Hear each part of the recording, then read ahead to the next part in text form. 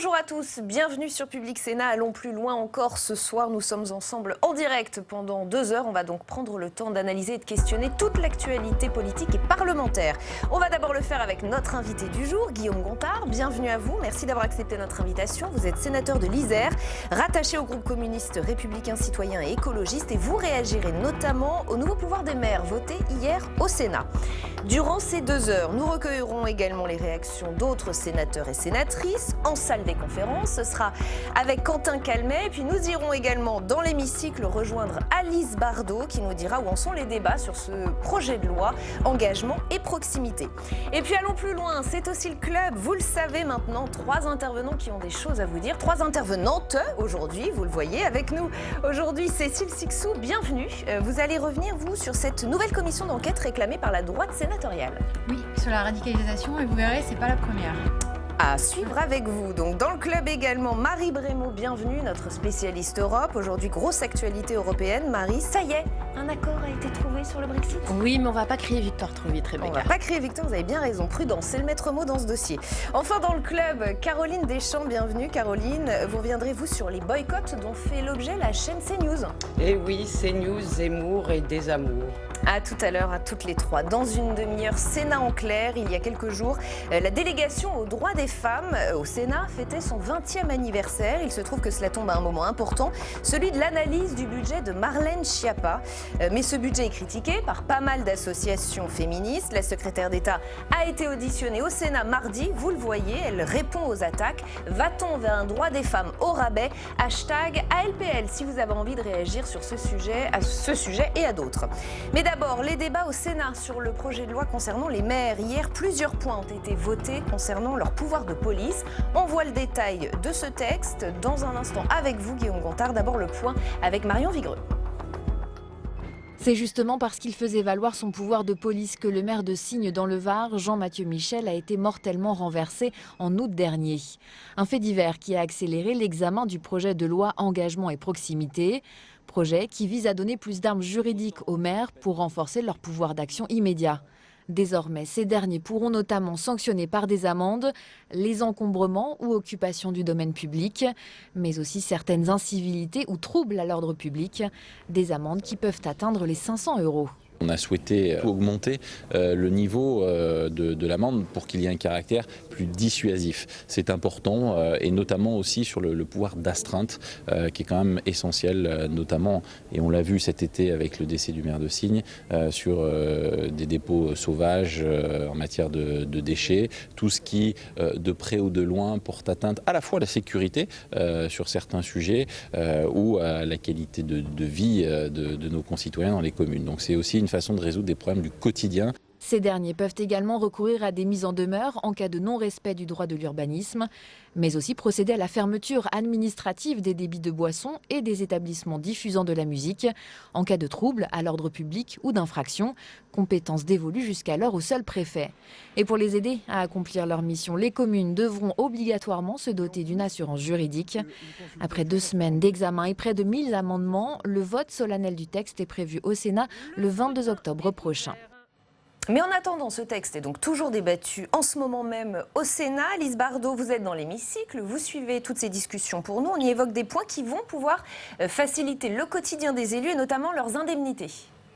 Et oui, Rebecca, c'est un constat qui fait l'unanimité sur les bancs de l'hémicycle comme au gouvernement. Beaucoup de maires des petites communes sont sous-payés par rapport à leur investissement sur le terrain. Résultat, tout le monde est d'accord pour les augmenter, mais le gouvernement et les sénateurs ont tout de même 2 visions différentes. D'un côté, le gouvernement propose d'augmenter de 150% les maires des communes de moins de 500 habitants et de 40% ceux des communes entre 500 et 1000 habitants. Alors concrètement, aujourd'hui, un maire d'une commune de moins de 500 habitants ne gagne que 640 € par mois. Avec le texte de gouvernement, ce salaire pourrait atteindre jusqu'à 1600 €. Vous le voyez, Rebecca, c'est une augmentation conséquente et les sénateurs ont deux craintes. La première, que cela coûte trop cher aux communes. La seconde, qu'une telle augmentation de l'indemnité du maire ne passe pas auprès des administrés et qu'il fasse le frais d'un élu bashing. C'est pourquoi la commission des lois du Sénat a proposé un système beaucoup plus progressif avec des augmentations moins importantes. En résumé, pour les sénateurs, pour bien faire, il ne faut pas trop en faire. Merci beaucoup Alice Bardot en direct de l'hémicycle du Sénat. On va aller plus loin avec vous, Guillaume Gontard. Je le disais, sénateur de l'Isère, rattaché au groupe communiste républicain citoyen écologiste. Quel est votre point de vue sur ce point? On sent que ça se bagarre sur les indemnités des élus en fonction de la taille des communes. Sur les indemnités, je pense que c'est la question du statut de l'élu. Moi, j'ai été maire d'une commune de 170 habitants, donc voilà, avec une indemnité d'entre 500 et 600 € net. C'est vrai que c'est pas quelque chose d'énorme et ça pose clairement la question de savoir comment on fait pour que tous les citoyens peuvent accéder à cette fonction. Comment vous faisiez, vous? Moi, c'est vrai que je partageais avec mon travail. J'étais architecte. Et c'est vrai que c'est pas forcément évident de concilier le travail, la vie de famille, l'activité de maire. Et maire d'une petite commune, on n'a pas de service, on doit tout faire, être sur tous les fronts. Alors bien sûr, on a une équipe municipale, mais ça reste du bénévolat. Moi, je pense qu'il faut garder quand même cette notion de bénévolat, de dire dans un moment de la vie, on apporte quelque chose, mais il faut pouvoir le permettre à tout le monde et qu'on ne reste pas que sur des retraités ou des fonctionnaires qui ont cette possibilité-là, et puis qu'une autre catégorie de personnes qui n'auraient pas justement les moyens de pouvoir faire cette activité. Donc voilà, les débats sont en cours. Après, l'autre question, c'est bien de revaloriser ces indemnités. La question est de savoir qui va les payer, parce que si c'est sur le budget d'une commune, une commune comme la mienne, c'est à peine 100 000 € de budget de fonctionnement sur une année. Donc vous imaginez bien que, en tout cas, si c'est l'augmentation pour les élus, ça sera au détriment d'autres choses et qu'effectivement, auprès de la population, ça risque de mal passer aussi. Et puis peut-être aussi sur l'image qu'on peut avoir de l'élu, faire attention aussi que ça ne se retourne pas en disant qu'on ait des citoyens qui soient plus des consommateurs en fait, et qui soient très exigeants auprès de leurs élus, alors que c'est vrai, dans une petite commune, ils savent aussi les conditions dans lesquelles on exerce ce mandat. Donc c'est vrai que c'est un sujet complexe. On va continuer de parler de ces élus. On va prendre la direction de Bourges, où se tient en ce moment le 89e congrès de l'ADF, l'Assemblée des départements de France. Que doit-on retenir de cette première journée? On va poser la question à notre envoyé spécial, c'est Pierre-Henri Gergonne. Bonjour Pierre-Henri, que faut-il donc retenir de cette première journée?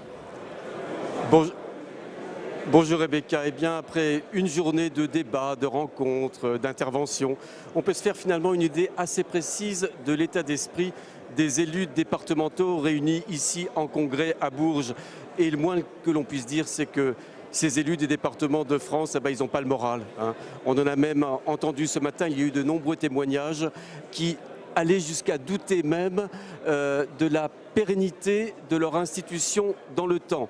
Si ça continue comme ça, a dit l'un d'entre eux, eh bien c'est simple, on va mourir. Et donc il a fallu, on l'a bien vu ce matin, toute l'énergie du président du Sénat, toute l'énergie de Gérard Larcher pour essayer de redoper ces élus, de leur redonner le moral en prônant l'union entre parenthèses, entre autres avec les associations d'élus pour faire pression sur le gouvernement dans une période où c'est le flou qui gouverne.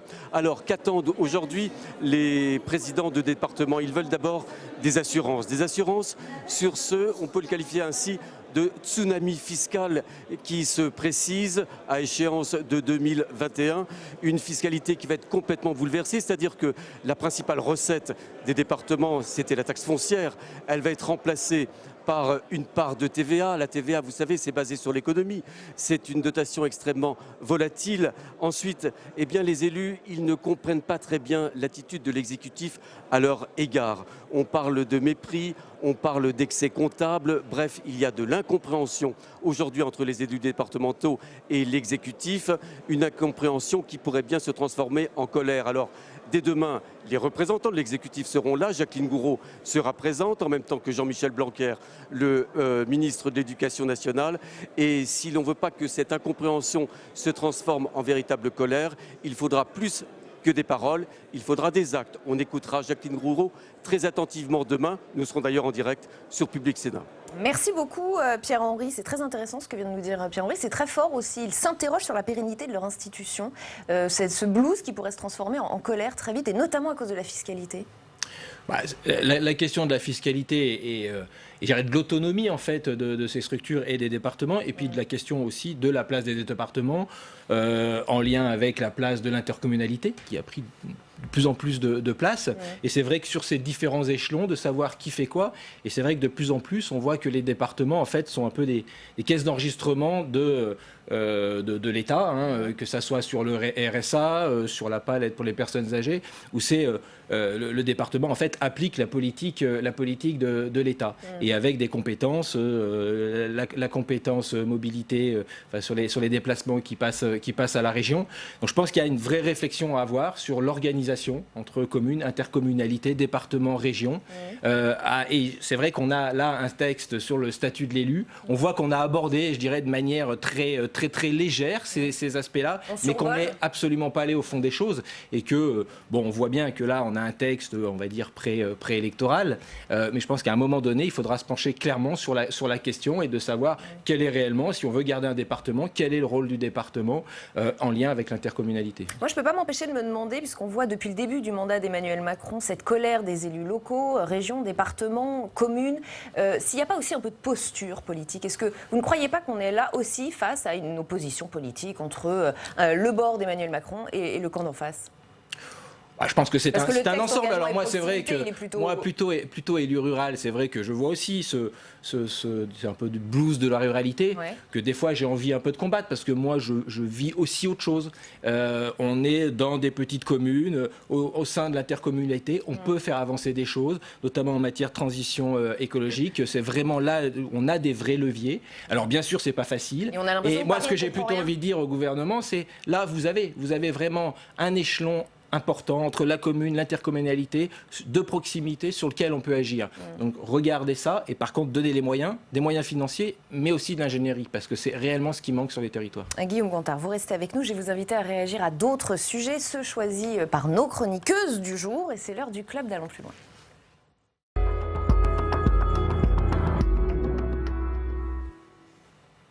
Dans le club aujourd'hui, donc, Cécile Cixous, Marie Brémaud, Caroline Deschamps. Bienvenue à toutes les trois. Marie, on va commencer avec vous. Vous êtes notre spécialiste Europe. Énorme actu européenne aujourd'hui. C'est même l'info du jour. Un accord a été trouvé sur le Brexit. Oui, alors certes, c'est une étape, mais comme dans tous les feuilletons, bon ou mauvais, je vous laisse juger. Il y a souvent des rebondissements et plusieurs scénarios sont aujourd'hui possibles. Un accord a été négocié entre les Britanniques et l'Union européenne via Michel Barnier, qui est le négociateur pour l'Union européenne. Michel Barnier, qu'est-ce qu'il doit faire ? Il doit maintenant présenter officiellement cet accord devant les 27 États membres réunis en Conseil d'ici à demain matin, on m'a dit.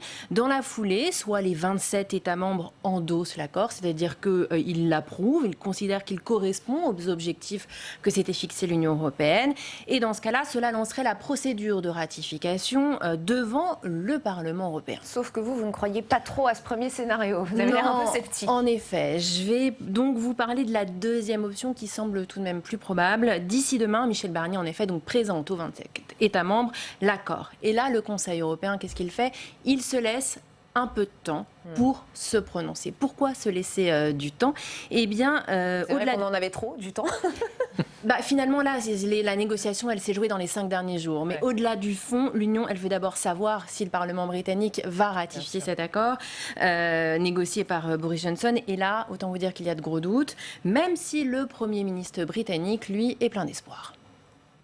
J'espère vraiment ardemment maintenant que mes collègues à Westminster vont maintenant véritablement se rallier à cet accord pour permettre de concrétiser le Brexit, pour maintenant, sans le moindre retard, réaliser cette sortie du Royaume-Uni. Un accord considéré même comme excellent par Boris Johnson, sauf qu'à l'exception, alors c'est pas mineur, de la frontière entre les deux Irlandes, on ne parle plus de backstop, et de modifications concernant la TVA, et bien cet accord, il reprend quasiment aux 3/4 celui qui avait été négocié par Theresa May. Et cet accord-là, eh bien, il a été rejeté 3 fois par le passé par le Parlement britannique. Mal embarqué donc cette ratification, d'autant que Boris Johnson, il ne dispose pas de majorité confortable au Parlement. Déjà, les députés travaillistes de l'opposition, mais surtout les députés nord-irlandais ont annoncé leur intention de rejeter l'accord. Réponse samedi, puisque le Parlement britannique se réunit en session extraordinaire. Mais est-ce qu'on sait ce qui peut se passer en cas de refus du Parlement de cet accord ? Il y a une chose qui est sûre, c'est que le Royaume-Uni, il s'enfoncerait encore un peu plus dans une crise politique interne. Du côté de l'Union européenne, les 27 devraient alors se réunir à nouveau d'ici les 10 jours pour un Conseil européen extraordinaire et décider là, bien, soit d'un nouveau report, soit d'une sortie sans accord. Mais je vous en dirai plus lundi. Décidément, dossier interminable, Guillaume Gontard. Vous avez suivi ça, j'imagine, un peu aujourd'hui. Vous avez vu cet accord. Qu'est-ce que ça vous inspire ? Je pense qu'il y a vraiment nécessité d'avoir un accord. Alors c'est vrai que j'ai les mêmes doutes. Enfin, je partage les doutes parce que c'est vrai que ce que je sais de l'accord qui a été trouvé, je dirais, il change pas tellement des accords précédents. Et il y a encore beaucoup de doutes. Voilà, on se demande comment le Parlement britannique va le valider cette fois-ci. Alors avec du coup le Parlement qui se réunit, je crois, le samedi pour la première fois. Donc on verra, mais en tout cas, je pense que c'est à la fois important pour nous Européens, pour les Britanniques, parce que c'est vrai que ça fait quasi 3 ans qu'il y a eu aucune loi, quasi aucun texte qui n'a été voté, notamment sur le réchauffement climatique ou sur toutes ces choses quand même, ces enjeux importants. Donc il est quand même urgent que ça avance. Et si on prend un petit peu de hauteur, parce que le Royaume-Uni finira par sortir de cette Europe, qu'est-ce que ça vous inspire de cette Europe ? Ça veut dire, ça remet en question la construction européenne. Dominique Strauss-Kahn a dit il y a quelques jours, en gros, bon débarras, les Britanniques nous ont toujours empêchés d'avancer sur la construction européenne. Si on prend un petit peu de hauteur, qu'est-ce qu'on se dit sur ce départ du Royaume-Uni ? En tout cas, c'est un départ qui a été choisi et qui a été choisi par les citoyens. Un choix populaire. Donc c'est un choix populaire. Donc voilà. Moi, je pense que ça ne remet aucunement en cause l'Europe telle qu'on la conçoit, qu'on a besoin de cette Europe, qu'on le voit pour tous les sujets, que ce soit sur les questions de libre-échange dans lesquelles on parle énormément et qui sont d'ailleurs au cœur de ces accords. Donc je pense qu'il y a un vrai intérêt. Il y a ici au Sénat, il y a eu un rapport de M. Cambon et M. Bizet qui est sorti. Alors là, c'était le scénario, c'était un Brexit en cas de Brexit sans accord. Désastre. Voilà, ce qui est encore possible dans les scénarios envisagés. Et là, il y avait le risque d'un dumping social du côté de l'Angleterre face à l'Union européenne, juste aux portes de l'Union européenne. Ça, c'est un risque quand même. C'est un risque complet, c'est sûr que je pense que pour l'Union européenne, on doit tous faire en sorte qu'un accord soit accepté, parce que dans une situation où il n'y aurait pas d'accord, pour l'Union européenne avec les Britanniques aux portes et qui du coup sur justement ces traités de libre-échange, et c'est pour ça d'ailleurs qu'il faut clairement se méfier des traités de libre-échange, des traités de libre-échange qu'on pourrait signer, parce qu'on voit qu'on n'est jamais à l'abri de renégociations et de très gros risques pour l'Union européenne. Allez, Cécile, on va poursuivre avec vous le club. Nouvelle commission d'enquête en vue au Sénat, cette fois sur la radicalisation, mais ce n'est pas la première fois, il y en a eu d'autres avant cela. Oui, il y a déjà eu 2 travaux menés sur la radicalisation au Sénat. Donc il y a eu une commission d'enquête et une mission d'information. Alors la commission d'enquête, elle date de juin 2014. Elle a été menée par 3 sénateurs. Il y avait Nathalie Goulet, Jean-Pierre Sueur et André Reichart dans cette commission. C'est Nathalie Goulet qui avait eu l'idée de cette commission parce qu'elle avait lu le livre de David Thompson sur les djihadistes français et elle voulait faire un état des lieux sur les moyens de lutte contre le terrorisme. Donc, c'était parti de là. Voilà. Et de cette commission d'enquête, il est sorti 110 propositions. Donc c'était juste avant les attentats de Charlie, de Nice et du Bataclan. Et donc autant vous dire que la plupart des propositions ont été reprises dans des textes de loi. Donc il y en a eu 5 en 5 ans, des lois sur la radicalisation. Et donc Nathalie Goulet, elle est favorable à une nouvelle commission d'enquête qu'elle estime en fait nécessaire parce qu'elle estime que la radicalisation a évolué en 5 ans. Elle met en garde toutefois sur les écueils qu'il faudrait éviter pour cette nouvelle commission. Je vous propose de l'écouter. La première commission d'enquête s'est heurtée, vous allez comprendre tout de suite, chaque fois qu'on est arrivé à, bon, il y a de la radicalisation, mais comment sont formés les imams ? Hashtag pas d'amalgame. Bon. Très bien. Et les lieux de culte, comment sont-ils financés? Par qui? Quelle est la masse de financement étranger, etc. Hashtag pas d'amalgame. Et donc, à force d'avoir des hashtags pas d'amalgame, mon collègue André Reichart et moi avons demandé une mission d'information sur l'islam en France. Et c'est de cette mission, à mon avis, qu'il faut tirer les prochaines propositions sur la radicalisation. Et Cécile, vous le disiez, il y a eu aussi une mission d'information. Oui, en 2016, donc une mission d'information qui a été menée par 2 sénatrices, cette fois, Esther Benbassa et Catherine Troendlé. Et elle portait pour le coup sur la déradicalisation. Ouais. Donc l'objectif pour les sénatrices, c'était de voir comment on désendoctrine et comment on réinsère les djihadistes en France. Et les conclusions qu'elles ont données, c'est que ça a été un véritable fiasco. Selon elle, en fait, il y a eu beaucoup d'argent débloqué pour les institutions ou pour des associations qui n'avaient pas les compétences pour déradicaliser. Donc je suis allée voir Esther Benbassa pour lui demander ce qu'elle pensait de cette nouvelle commission d'enquête et je vous propose d'écouter sa réponse. Ce n'est pas par hasard que c'est la droite qui lance ça, croyant que LR gagnera des points en faisant des commissions. Ce ne sont pas les commissions qui vont réussir à mettre fin à la radicalisation. Il faudrait peut-être aller sur le terrain davantage, regarder ce qui se passe pour ne pas confondre salafisme et islam. Ouais, donc Esther Benbassa qui compte veiller à ce que cette commission qui a été annoncée en pleine polémique sur le port du voile, elle ne veut pas que ça fasse de polémique, du coup elle s'est portée volontaire pour y participer. Guillaume Gontard, qu'est-ce que vous en pensez? On a l'impression qu'il y a beaucoup de lois, beaucoup de commissions d'enquête, beaucoup de missions d'information, mais qu'on a l'air un peu perdu. Ça a été rappelé entre la première en 2015-2017, ce que rappelait ma collègue Esther Benbassa. Moi, je pense qu'en plus, le moment où on est dans la surenchère, dans la stigmatisation, Bruno Retailleau qui remet ça, je pense que c'est de la petite tactique politique qui n'a pas sa place sur des sujets comme ça. Je pense aussi que ça masque d'autres problèmes, d'autres enjeux importants qu'a notre pays. Lesquels? La question sociale, la question de la santé, la question du réchauffement climatique. Et là, c'est vrai que sur les propositions des Républicains, là, par contre, on peut parler, c'est un vrai voile blanc, quoi. Donc, j'ai du mal à comprendre, en fait. Enfin, en tout cas, si ce que je comprends, c'est juste du jeu politique, je pense que c'est très dangereux. Et en tout cas, c'est pas à la hauteur du Sénat et de notre Assemblée. Et ne reflète pas aussi potentiellement ce que peuvent penser des millions de Français et la demande de réponse à la fois, oui, du politique sur cette question? Pour vous, oui, mais on l'a vu, des missions, il y en a. Il y a eu 110 propositions. On voit bien ce que l'on pourrait faire, de reproposer une mission maintenant avec les événements qui se sont passés. On voit bien quel est le but, et je pense que c'est absolument pas souhaitable dans nos sociétés aujourd'hui. Au-delà de ça, Bruno Retailleau nous dit il y a des territoires désormais conquis par l'islamisme. Je ne sais pas, vous êtes vous-même un sénateur de territoire. Est-ce que sur votre territoire, vous avez ces sujets-là ou pas du tout? Est-ce que ça concerne seulement certains territoires et pas d'autres, et du coup certains se sentent moins concernés? Mais le problème de la radicalisation existe, mais encore une fois, on parle d'islamisme. Je pense qu'il faut qu'on ait une vision déjà plus globale sur ce problème de radicalisation. Et cet amalgame qui est fait sans cesse, je pense, est complètement préjudiciable. Dans l'Isère, il ne vous remonte aucune information sur ces radicalisations, justement? Vous avez des informations sur votre territoire, à vous? Alors moi, je suis dans une zone rurale, donc on va dire plutôt protégée par rapport à ça. À Grenoble et dans la banlieue grenobloise, bien sûr que des problématiques comme ça, je veux dire, la question n'est pas de nier cette problématique, au contraire, d'y faire attention. Mais je ne pense pas que c'est à travers un nouveau rapport, sachant qu'on sait très bien ce qu'il faut faire. Et je trouve que moi, j'ai apprécié le discours du Premier ministre, c'est pas souvent, donc je le dis hier au Sénat, parce que je trouve qu'il était très clair, et en disant clairement, on sait, si on veut se battre contre l'islamisme intégriste, on sait ce qu'il faut faire. Je pense notamment aux écoles, par exemple, sur lesquelles il y aurait des vraies questions à se poser. Et il a bien dit qu'il n'y aurait pas de nouvelle loi concernant les mères portant un voile, les mères accompagnatrices de sortie scolaire.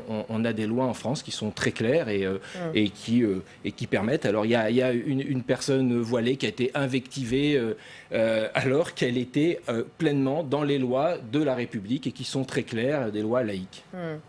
Suite et fin du club avec vous, Caroline Deschamps. Caroline, vous avez suivi cette semaine les ennuis de CNews, qui a lancé une émission avec Éric Zemmour, et ça n'a pas plu à tout le monde, loin de là. Oui, c'est le moins qu'on puisse dire. Éric Zemmour, il est employé par plusieurs médias, mais notamment comme chroniqueur par CNews, et il est à nouveau au centre d'une intense polémique qui met les réseaux sociaux en surchauffe. Alors après, vous vous souvenez ses propos anti-islam lors de la convention de la droite qui avait été organisée par Marion Maréchal. Eh ben, il récidive sur CNews depuis lundi, et cette fois-ci, c'est sa sortie sur l'homosexualité qui suscite l'indignation. Alors, rappel des faits, mardi, le débat tourne autour de l'extension de la PMA avec l'économiste Nicolas Bouzou. Éric Zemmour estime en gros que l'homosexualité est un choix, qu'il faut assumer ses choix, et il qualifie, je cite, de caprice les désirs d'enfants chez les couples homosexuels. Et la classe politique n'a pas manqué de réagir. Eh bien oui, Mathieu Orphelin, le député ex-LREM, tweet « Islamophobie, homophobie, Zemmour » avec un smiley vomi. Le Parti communiste écrit aussi sur Twitter « Coucou CNews, ça va durer longtemps ce cirque avec Zemmour, ce délinquant récidiviste ».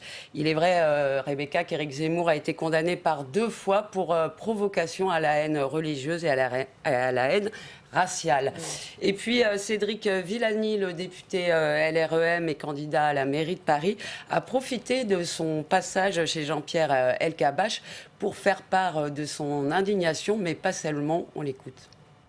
Je voudrais vous parler de quelque chose qui m'a travaillé jusqu'à ce matin. Hier soir, sur CNews, Éric Zemmour a encore une fois tenu des propos choquants, cette fois sur l'homosexualité. Il a parlé de l'homosexualité comme d'un choix.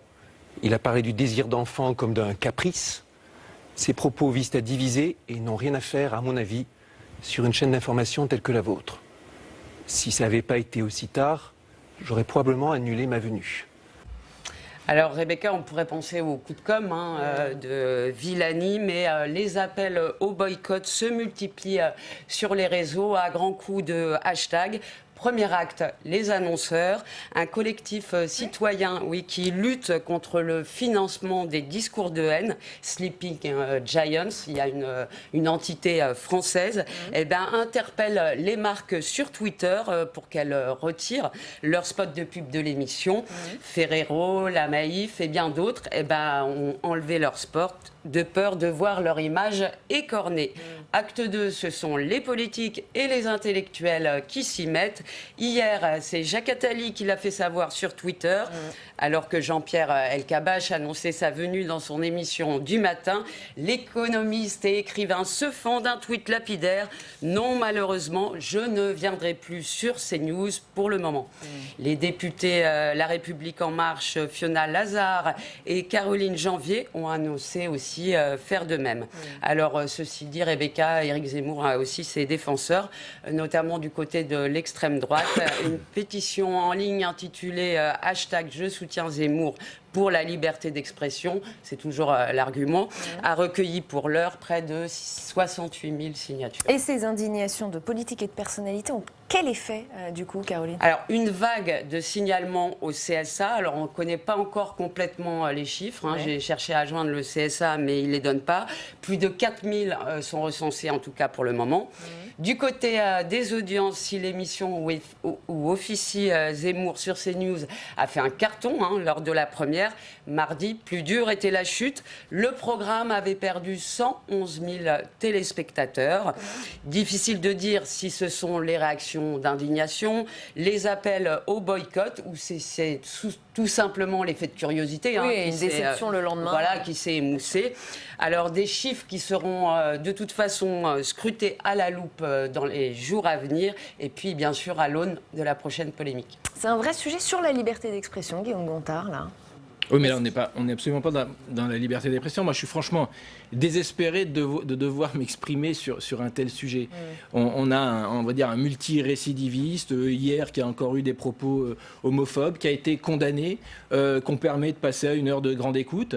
Et puis, en même temps, J'en parlais tout à l'heure. On a cette femme qui accompagne des enfants pour voir le fonctionnement de la République et qui est invectivée. Donc je ne comprends pas là dans quelle société on est. Cette télé-poubelle qui permet tout. Je pense qu'il faut, moi je suis tout à fait d'accord, il faut boycotter complètement ça. Et on n'a pas besoin d'un Éric Zemmour. Et là on n'est pas dans la liberté d'expression. On est face à un multirécidiviste raciste qui ne doit plus s'exprimer sur une télé française. Et au-delà des boycotts, il faudrait sanctionner les chaînes de télévision qui l'ont soit diffusé, soit qui organisent des émissions avec lui, pour vous ? Alors, je ne sais pas s'il faut sanctionner, mais en tout cas, il y a quand même une responsabilité très forte de ce qu'on est en train de faire et de ce qu'on permet dans notre pays. Et je pense qu'il faut peut-être les mettre en tout cas face à leurs responsabilités. Monsieur Bolloré, je crois, qui détient cette chaîne, il faut peut-être qu'il réfléchisse, qu'il regarde ce qu'il est en train de faire, mais que ce n'est pas anodin en tout cas. Ça pose aussi la question pour vous de l'utilité du CSA, de Conseil supérieur de l'audiovisuel, ou pas ? C'est vrai que, alors je ne sais pas quelles ont été les réactions du CSA, on va voir, mais en tout cas là, il me semble qu'il y a clairement à réagir et peut-être que le CSA soit beaucoup plus attentif à ce qui se passe et à ne pas tout permettre comme c'est le cas actuellement. Et on va s'arrêter là. Merci infiniment Guillaume Gontard d'avoir été notre invité aujourd'hui. Merci à toutes les trois d'avoir fait partie de ce club. Tout de suite, c'est Sénat en clair.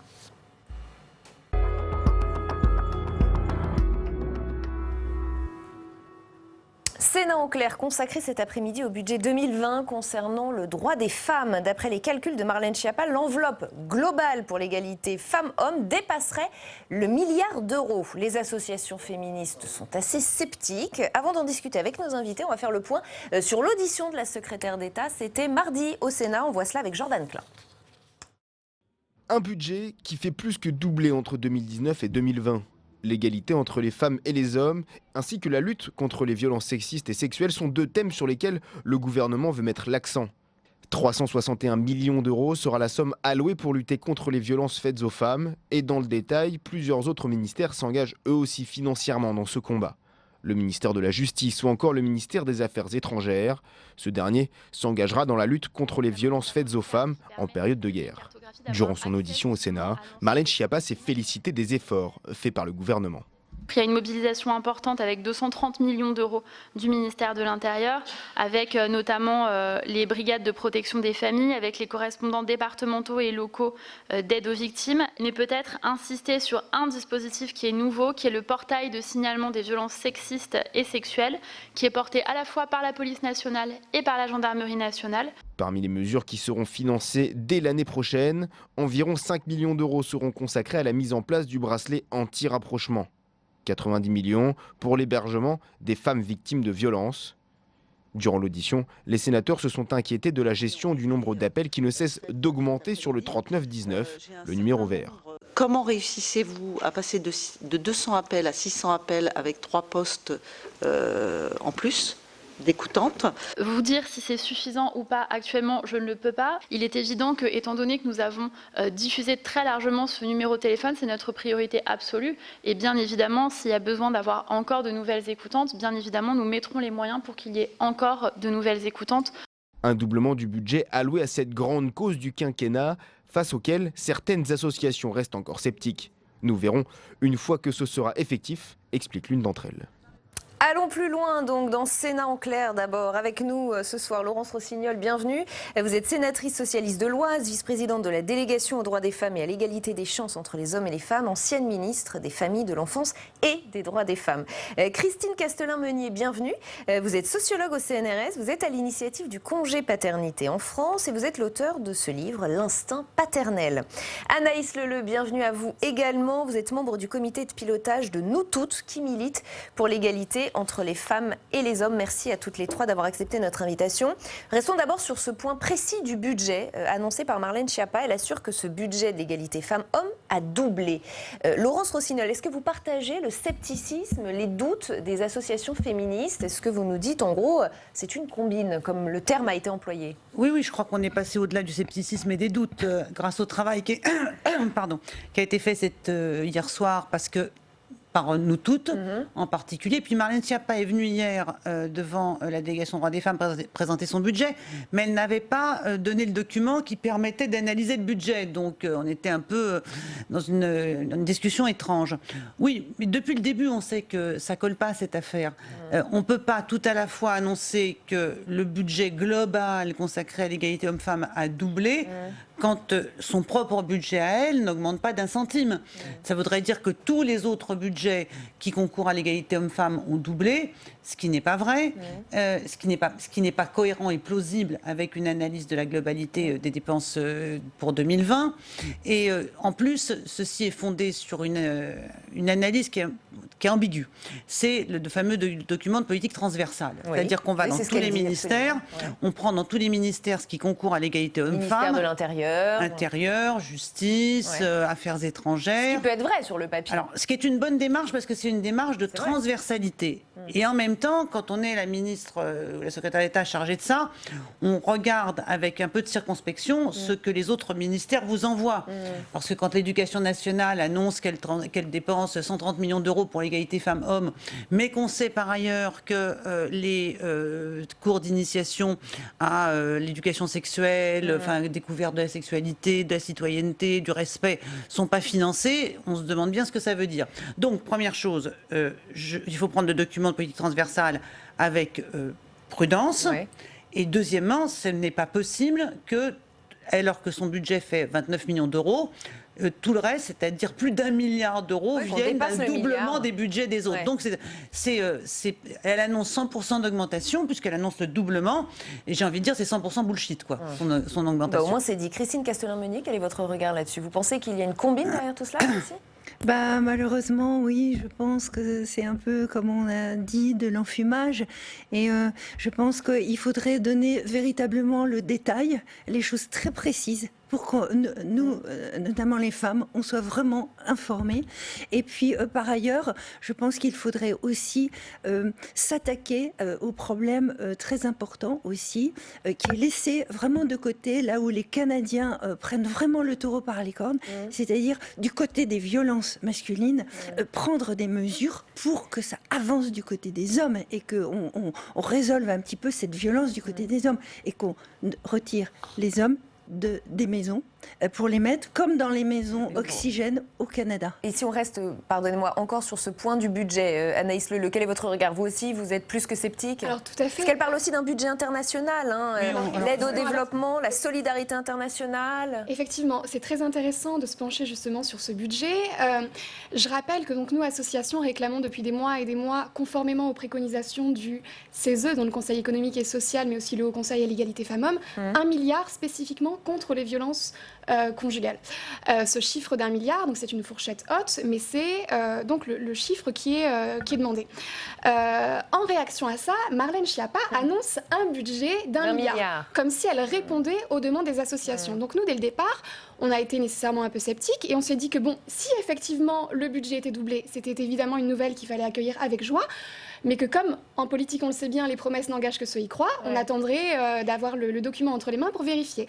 On a donc vérifié, on a sorti avec nous tout ce document que Madame la Ministre a entre les mains, donc une analyse qui fait 6 ou 7 pages de mémoire, et ce qui est intéressant notamment, c'est que 75% du budget va effectivement à des projets de coopération à l'international. Donc c'est le grand argument de Marlène Schiappa. Donc Marlène Schiappa nous dira qu'elle et son gouvernement mènent une diplomatie féministe. Moi, sur ce plan-là, je suis un peu sceptique aussi. Je pense que si le gouvernement menait vraiment une diplomatie féministe, il aurait notamment convoqué l'ambassadeur d'Arabie Saoudite en France au moment où les plus grandes militantes saoudiennes, l'an dernier, ont été arrêtées puis jugées. Il aurait convoqué l'ambassadeur des États-Unis en France quand il y a eu tous ces débats autour de la question de l'IVG aux États-Unis. Donc je ne crois pas une seconde qu'il mène une diplomatie féministe. Je précise juste d'un mot pour nos téléspectateurs qui croiraient que nous crions haro sur Marlène Schiappa. Il se trouve qu'il y a une 4e chaise vide sur ce plateau. Nous avons évidemment contacté un certain nombre de responsables de La République En Marche et personne ne s'est rendu disponible pour venir sur ce plateau et défendre ce budget. Je vous relaisse la parole, Laurence. Oui, d'autant que dans les petites mistoufles qu'il y a dans la présentation de ce budget, il y a le fait de mélanger les autorisations de paiement et les crédits de paiement. Ce qu'on appelle les AP dans le langage technocratique, c'est le maximum des sommes qui pourraient être engagées sur une action. Et puis ensuite, derrière, on a les crédits de paiement. Ça, c'est le maximum de la somme qui pourra être effectivement payée sur cette action. Ouais. Donc, on sait très bien que c'est sur les autorisations d'engagement que se font les gels, par exemple. Et tout le monde est passé par le gel. Ce gouvernement qui a en plus de nombreux sujets à traiter, il faut quand même... Voilà, les sollicitations, il faut de l'argent. Il faudra probablement de l'argent dans la police, il faut de l'argent à la santé, il faut de l'argent partout. Donc déjà, on nous vend des autorisations de paiement comme étant du budget, comme des monnaies sonnantes et trébuchantes. C'est pas le cas. Ça, c'est la première remarque sur le budget. Sur le recyclage des crédits d'aide au développement, c'est vraiment recycler des crédits qui existaient déjà. Pareil, Marlène Schiappa annonce qu'elle va financer, en plus comme elle a un maniement du jeu qui est quand même assez présent, je vais financer 73 postes d'intervenants dans les commissariats et les gendarmeries. Sauf erreur de ma part, ils existent déjà, ces postes-là. Alors bien entendu, elle va poursuivre ce qui a été engagé. Mais je n'ai pas compris qu'il y avait 73 nouveaux postes. Ce qui m'amène, pardon, à me demander s'il n'y a pas aussi une espèce de concurrence de communication. Vous avez parlé de ce chiffre d'1 milliard qui a été brandi comme un symbole. Il se trouve que ça vient de l'exemple espagnol qui a été régulièrement mis en avant auprès de Marlène Schiappa et que ça l'a beaucoup agacée. Je vous cite juste ce qu'elle a dit à 2 reprises. Ils ont annoncé 1 milliard, mais il s'agit d'une somme sur 5 ans, soit 200 millions par an, dont 100 millions sont engagés par les collectivités comme les mairies ou les provinces. Et en juillet dernier, sur France Inter, elle avait aussi dit ceci: ce n'est pas pour faire un concours de chiffres, mais pour être précis, ce milliard d'euros, il n'existe pas en Espagne, c'est un mythe, on ne le voit que dans les médias français. Est-ce qu'il n'y a pas une espèce de surenchère aussi? Non, alors encore une fois, il s'agit vraiment d'un tour de passe-passe. Ouais. Nous, on ne fait que le répéter, on demande 1 milliard, non pas pour faire comme en Espagne, mais conformément à ce rapport du Haut Conseil à l'égalité femmes-hommes et du CESE qui s'appelle « Où est passé l'argent pour les droits des femmes ». Donc nous, en fait, à chaque fois qu'on lui demande ce milliard contre les violences, elle nous répond « mais n'importe quoi, en Espagne, il n'y a pas vraiment 1 milliard ». Donc encore une fois, c'est de la manipulation. Et la team riposte de Marlène Schiappa, notamment sur Twitter, ne fait que nous brandir cet argument qui n'est pas un véritable argument selon nous. Christine Castelin-Meunier. Ben oui, alors moi j'ai envie de dire, mais il est temps d'ouvrir aussi la problématique et d'aller vers ce qu'on peut appeler des programmes en faveur de l'égalité homme-femme et en faveur de cette société de demain. Vous voulez dire que ça va au-delà de l'argent, ça va au-delà des milliards? Mais oui. C'est-à-dire que notamment le congé de paternité, mais il faut l'allonger. Mais qu'est-ce qu'on attend pour l'allonger au moins de 3 mois? Ça s'est déjà fait dans un certain nombre de pays. Mais ça demande de l'argent. Mais oui, mais bien sûr. Mais c'est pour ça qu'on parle d'argent. Et voilà. Et donc allons-y, quoi, parce que c'est vraiment un des leviers de l'égalité homme-femme. Alors justement, l'égalité femmes-hommes, Emmanuel Macron l'avait promise, il y serait personnellement attentif, ce sont ses mots. Il avait même décidé d'en faire la grande cause nationale du quinquennat. Écoutez, souvenez-vous. Je me suis en effet engagé à ce que la cause du quinquennat soit celle de l'égalité entre les femmes et les hommes. Et le premier pilier de cette cause, c'est bien la lutte pour l'élimination complète des violences faites aux femmes. Alors, 2 ans après, où en est-on? Quel bilan? Je vous pose la question dans un instant. On va d'abord interroger sur ce point Annick Billon, qui est donc la présidente de la délégation aux droits des femmes au Sénat. La sénatrice est en salle des conférences avec vous, Quentin Calmet. Annick Billon, vous êtes la présidente de la délégation aux droits des femmes ici au Sénat. Vous avez auditionné Marlène Schiappa il y a quelques jours. Qu'est-ce que vous retenez, vous, de cette audition? Et surtout, est-ce que l'action du gouvernement elle est à la hauteur d'une grande cause du quinquennat? Écoutez, déjà, nous nous sommes réjouis de pouvoir enfin auditionner la secrétaire d'État Marlène Schiappa, puisque depuis 2017, nous n'avions pas eu au sein de la délégation l'occasion de le faire. Donc, audition très importante et très suivie par les sénateurs et sénatrices. Il était question forcément du Grenelle et des différentes dispositions qui vont pouvoir sortir à la suite de ce Grenelle. Il y a beaucoup de questions sur le budget. Est-ce que vous, votre avis, il est tranché? Ce budget, il augmente ou pas? On en a beaucoup parlé en plateau, mais vous, est-ce qu'en quelques mots, vous pouvez résumer votre pensée? Alors, sur le fond, on est tous d'accord, les propositions qui seront importées seront de bonnes propositions. On le voit avec la PPL Pradier qui a été adoptée à l'unanimité quasiment à l'Assemblée nationale. Par contre, reste la question des budgets. Les budgets pour les associations, les budgets pour la justice, les budgets pour former les policiers, les budgets pour former les gendarmes, des budgets pour l'hébergement, parce que même si 1000 places ont été annoncées le 3/09/19, eh bien entendu, 1000 places, ça nécessite quand même, lorsqu'on sait qu'il y a à peu près 17 000 € sont nécessaires. C'est quand même un gros budget. On verra si cela se traduit dans le PLF et le PLFSS. Dernière question, on a l'impression qu'il y a parfois beaucoup de communication avec Marlène Schiappa. Est-ce que c'est votre sentiment aussi ou est-ce que l'action elle est concrète selon vous ? D'abord, trouver que la communication elle a apporté peut-être un regard différent sur les violences faites aux femmes, sur la délégation aux droits des femmes. Donc aujourd'hui, c'est important qu'il y ait de la communication, mais la communication n'est pas seule pour pouvoir trouver des solutions. Pour pouvoir trouver des solutions, il faut des budgets, il faut que les lois soient mises en application. On le voit, le téléphone grave danger, par exemple, c'est pas une nouveauté. Et en Seine-Saint-Denis, il est mis en place. Il y a 313 téléphones grave danger qui sont alloués. S'ils restent dans les tiroirs du procureur, ils ne servent à rien. Les 313 téléphones grave danger alloués en Seine-Saint-Denis font qu'aujourd'hui, aucune de ces femmes n'a été victime de féminicide. Merci beaucoup à Annick Billon pour cette réaction à notre micro. Merci beaucoup Quentin Calmet. Une réaction, Annalise Leleu ? Moi, je rejoins vraiment Madame la sénatrice, déjà sur la nécessité effectivement de former les policiers, les policières, mais aussi les magistrats et les magistrates. Cette question des téléphones grand danger, moi j'ai un ami qui travaille au ministère de la Justice sur l'appel d'offres qui va permettre de les attribuer. Encore une fois, à quoi bon en commander plusieurs milliers de nouveaux téléphones grand danger si c'est pour ne pas les attribuer? Et s'ils ne sont pas attribués, c'est justement parce que les magistrats considèrent qu'il n'y a pas besoin de les attribuer, parce que les policiers font leur travail. Pour revenir à cette question de la grande cause du quinquennat, nous on était quelques militantes il y a 2 jours, juste devant l'Elysée, pour aller sortir Emmanuel Macron de sa léthargie, parce qu'on a l'impression que, oui, il y a eu de grands discours en 2017, mais que depuis pas grand-chose. On a été arrêtés par la police, on a passé 4 heures dans un car. Donc à ce moment-là, on s'est dit, en fait, la police réagit plus rapidement pour interpeller 16 militantes qui tapent sur des casseroles et font sonner des réveils devant l'Elysée que pour écarter les hommes auteurs de violences. Donc ça pose question quand même. Laurence Rossignol. Moi, je crois que c'est à la fois les femmes et les associations qui ont fait de la question des violences faites aux femmes, non pas la grande cause du quinquennat politique, mais la grande cause du moment. Et c'est à la fois MeToo, d'abord, qui a envahi l'espace avec en donnant de la visibilité aux violences faites aux femmes, et puis aussi le travail qui est fait par des comptes Twitter, comme celui qui s'appelle Féminicide par conjoint ex-conjoint, qui recense au jour le jour les féminicides, qui d'ailleurs, on s'aperçoit que parfois, elles passent à côté d'un féminicide parce qu'il n'a pas été évoqué dans les médias. Mais c'est elles, c'est les femmes, c'est les associations, c'est les militantes qui font de notre cause une grande cause. C'est pas Marlène Schiappa, Emmanuel Macron. C'est pas Marlène Schiappa, c'est pas Emmanuel Macron. Eux, ils surfent, ils jouent avec cette cause, ils en font à la fois un sujet de discussion à l'étranger, à la fois un sujet d'intervention en France. Et on a l'impression qu'il y a un décalage important entre vous savez, les militantes sur Twitter, elles appellent ça la grande cause toujours. # grande cause toujours. Je ne le savais pas, je l'ignorais. Cause toujours, tu m'intéresses. C'est la grande cause toujours, voilà. C'est ça. Et on a l'impression que l'égalité femmes-hommes, le féminisme est réapproprié réapproprié pour être approprié, mais pas porté réellement dans le but de faire avancer les choses, mais dans le but de faire avancer la communication du gouvernement et de ses ministres. Donc on est les uns et les autres, on attend des choses importantes.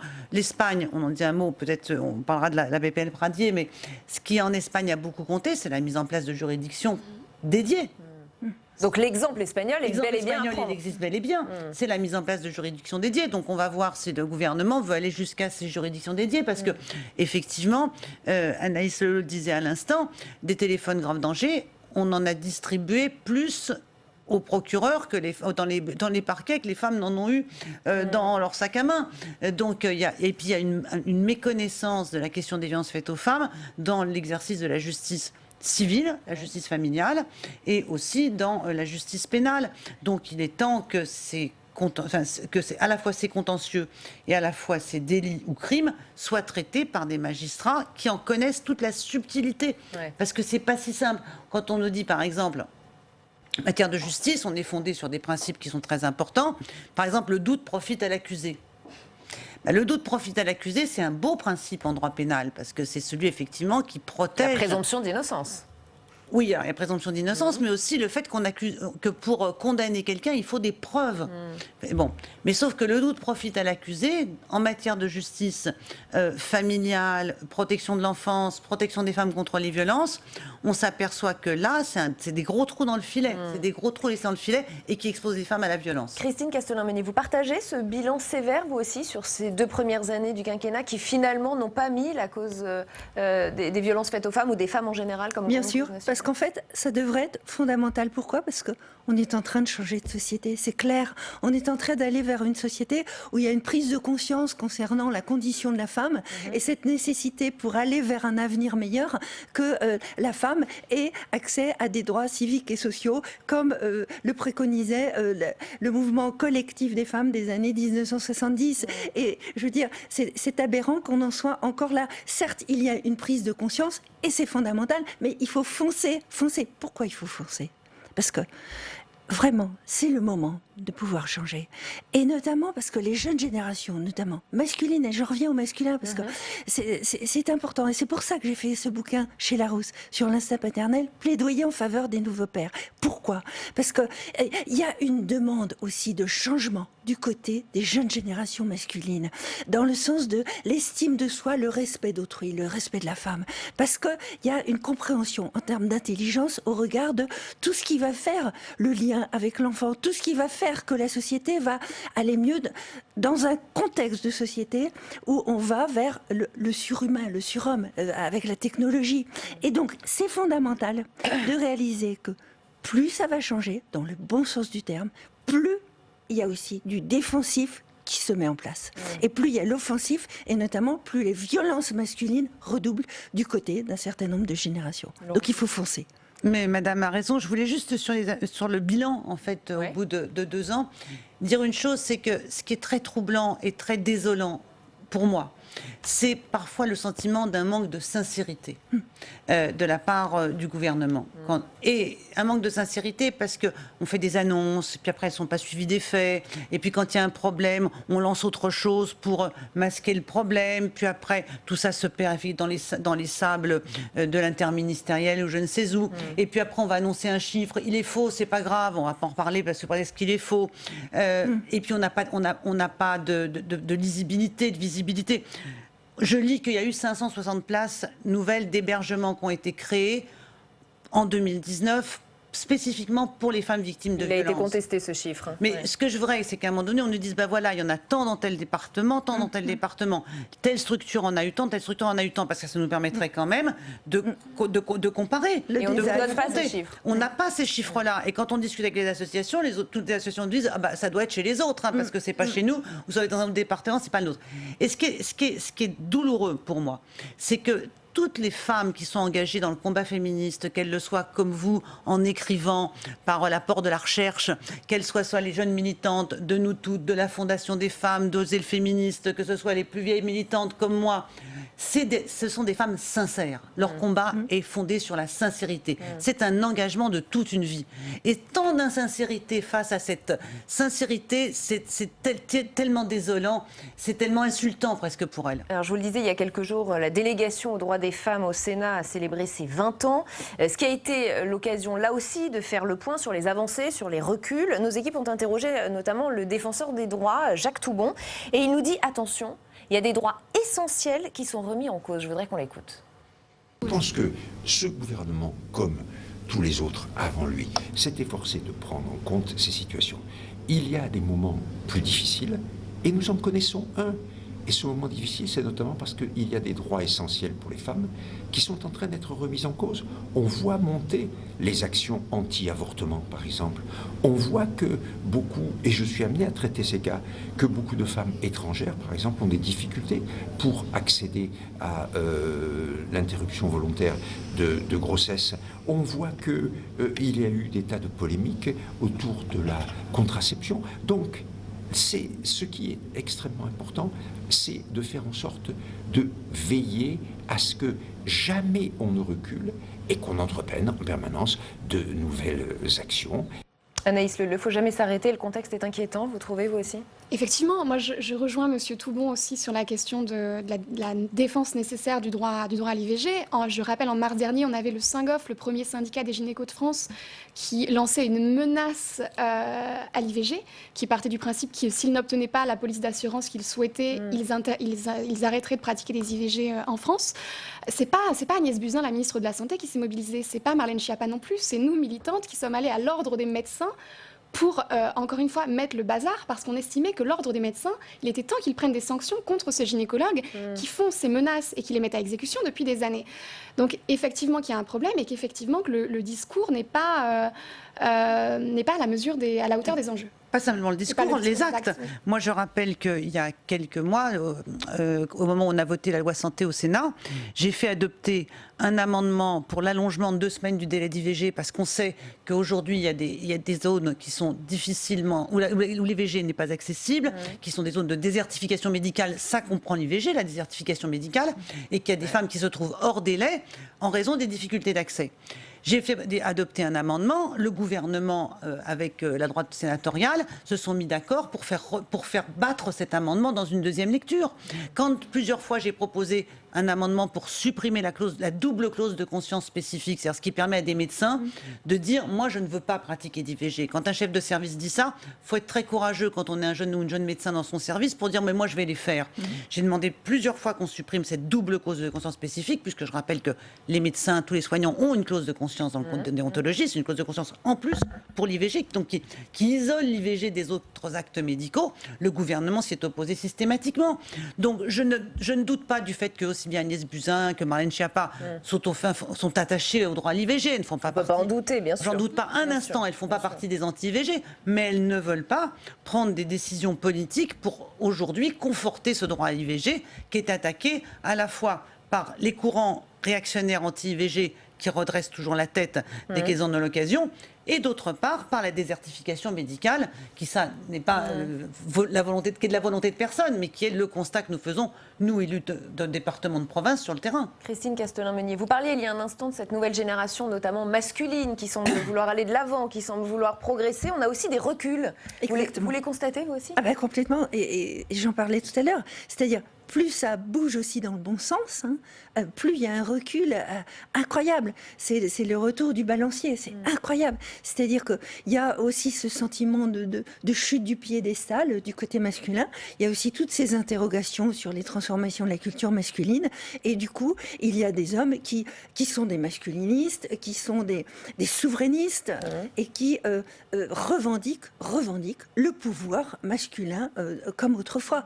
Et là, c'est vrai que c'est très chaud en ce moment. Et il faut absolument pouvoir stabiliser un certain nombre de réformes pour aller de l'avant. Et ce n'est pas ce qu'on fait. Et on en parlait tout à l'heure. Vous en avez parlé, ça, hein, Laurence Rossignol, des antiféministes et masculinistes. Voilà, je vois que vous suivez bien les activités. Moi, je préside une association féministe qui s'appelle l'Assemblée des femmes. Et on a organisé le week-end dernier, si j'avais su, je vous aurais invité pour y intervenir, 48 heures de travail autour de la question des antiféministes et des masculinistes. Qui sont-ils ? Où se cachent-ils ? Quels sont leurs réseaux ? Et on a identifié qu'ils se cachaient dans le monde de la justice, qu'ils se cachaient derrière les discours religieux, tous les discours religieux, et puis aussi dans le monde des médias, chez les journalistes, dans le monde politique, mon propre monde, et que aujourd'hui, face effectivement au fait que les femmes relèvent la tête, qu'elles avancent, eh bien, en face d'elles, ça les irrite, ça les irrite, et les adversaires s'organisent. Ils ne font pas simplement que de grogner dans leur coin. Il y a ceux qui pleurnichent tout le temps, on les appelle nous les ouin, on peut rien dire, ouin on peut plus draguer, ouin on peut plus rien faire. Bon, ceux-là, on les a bien identifiés, mais il y a aussi tous ceux qui sont réellement en mouvement pour faire barrage à l'émancipation des femmes. Un regain de pouvoir, voilà. Ça c'est clair, et aussi du mensonge à foison.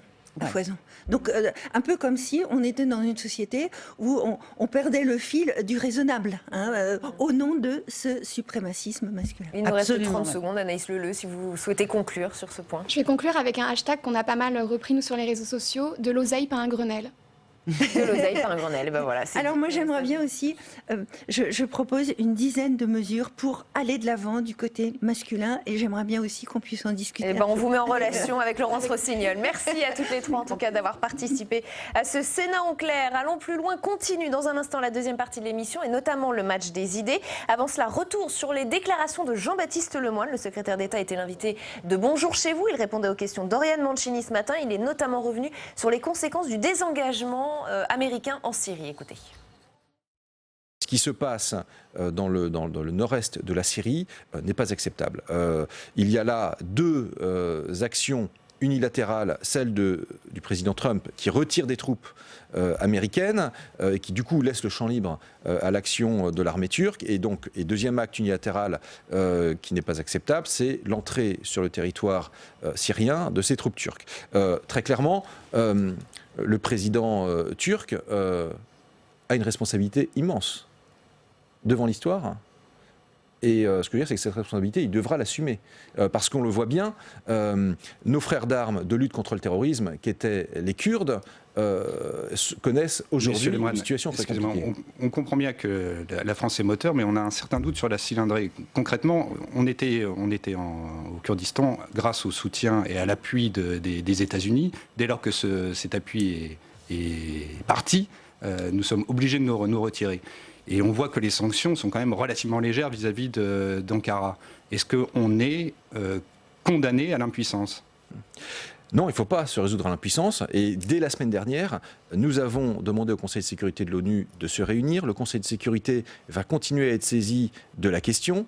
2 fois par semaine, il se penche sur justement la question syrienne. Qu'est-ce qui se passe au-delà des mots ? Qu'est-ce qui se passe ? Maintenant, le Conseil de sécurité de l'ONU, il y a un certain nombre d'États qui peuvent aussi jouer de leur veto. Donc, ce que je veux dire, c'est qu'il est très important de pouvoir faire un maximum de pression sur la Turquie pour qu'elle comprenne que ce n'est pas dans son intérêt, et ce n'est pas dans l'intérêt de la sécurité mondiale de poursuivre cette offensive. Un maximum de pression, ça veut dire quoi ? Des sanctions économiques ? Y compris économiquement. Je veux dire, donc vous dites oui, c'est le troisième partenaire.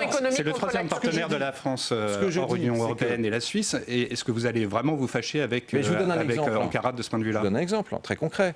Début décembre, je devais me rendre en Turquie pour tenir justement la commission mixte économique, où on fait le point sur tous nos partenariats économiques. Nous avons fait savoir aux Turcs qu'il n'était pas question que cette commission se réunisse tant que la situation perdurait.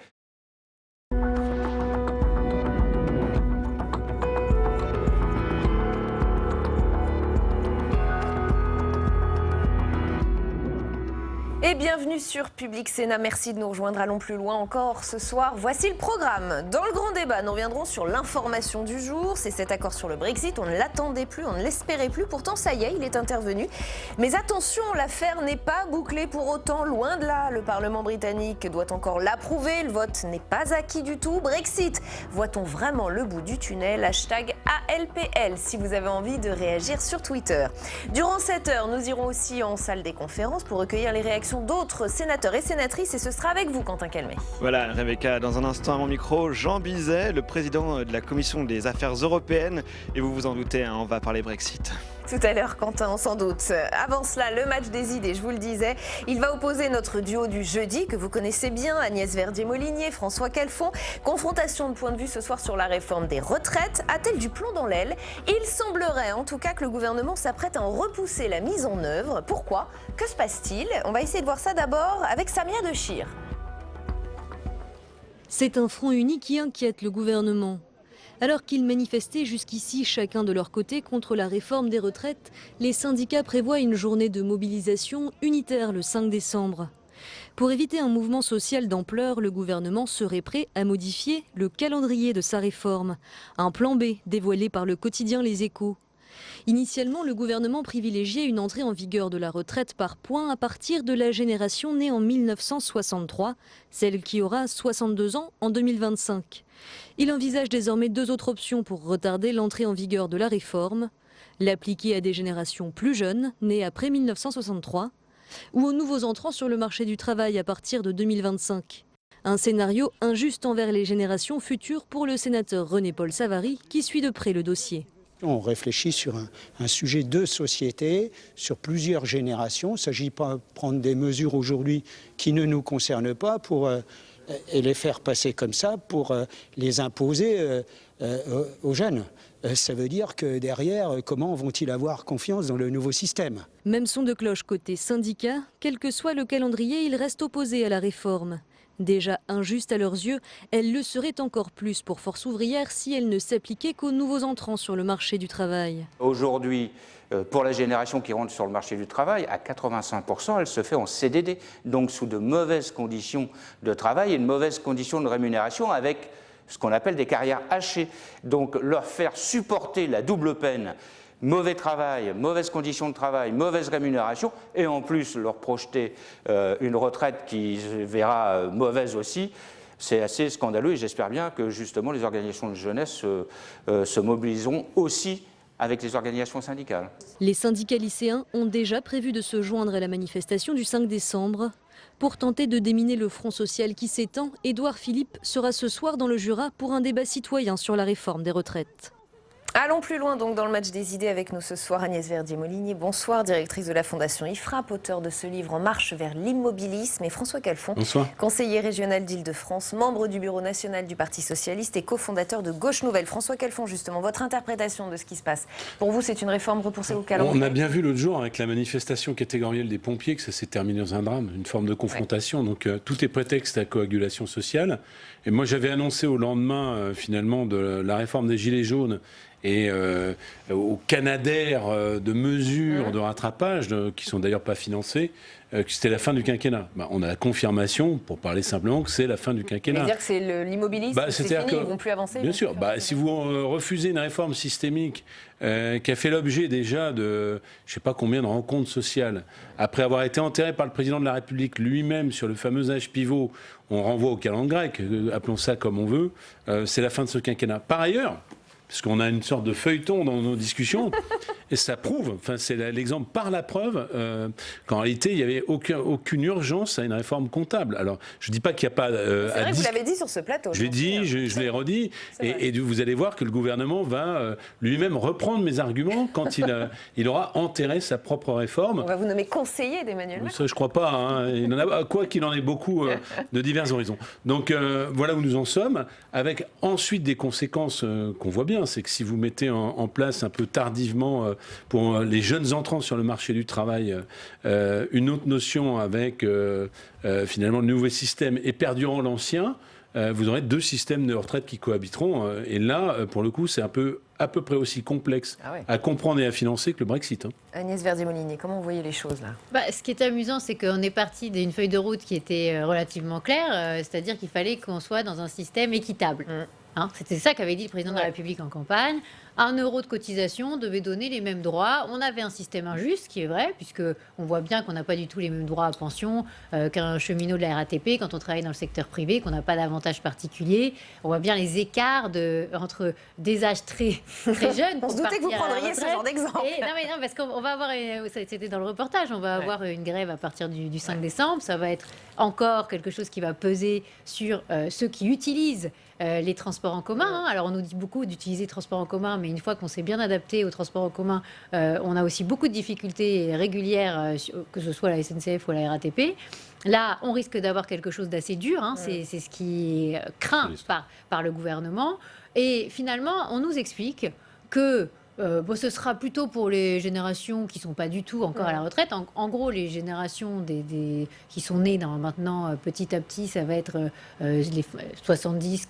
Et expliquons ces deux options. Effectivement, a priori, le gouvernement est en train de réfléchir d'après les Échos. Et il y a ces fameuses deux options. Soit proposer le système universel de retraite aux générations plus jeunes que celles qui sont nées en 1963, soit faire en sorte que seuls les nouveaux entrants sur le marché du travail soient concernés par ce nouveau système de retraite. C'est ce qu'on appelle la clause du grand-père. C'est-à-dire, en gros, on ne prend pas de risque. Pour personne aujourd'hui. Tous ceux qui sont concernés aujourd'hui ne sont pas touchés par la réforme et finalement on ne l'applique qu'aux nouveaux entrants, c'est-à-dire ceux qui ne sont pas encore embauchés. C'est ce qu'ils ont fait d'ailleurs sur la SNCF. On s'est pâmé devant une réforme extraordinaire, etc. Mais enfin, sauf qu'ils ont juste fait jouer cette clause en disant finalement ceux qui sont déjà sous statut, on ne change rien et on embauche. Mais elle a pu passer. Elle a pu passer, certes, mais en réalité, elle ne permet pas autant d'économies et autant de réajustements que ce qui était nécessaire. Donc là où il y a vraiment un problème, c'est qu'on est déjà en déficit en fait sur les retraites. C'est là que je ne suis pas d'accord avec François, c'est qu'on a déjà 4 milliards l'année prochaine de déficit sur retraite plus fonds de solidarité vieillesse. Et que ça va s'aggraver dans les années qui viennent. Donc en ayant... Donc pour vous, il ne faut rien repousser du tout, il faut y aller. Non mais... Il y a deux réformes en fait. Il y a la réforme systémique que veut faire Emmanuel Macron et qui est en fait assez compliquée à mener parce que finalement on se rend compte par exemple que les indépendants c'est pas exactement pareil que les salariés, etc.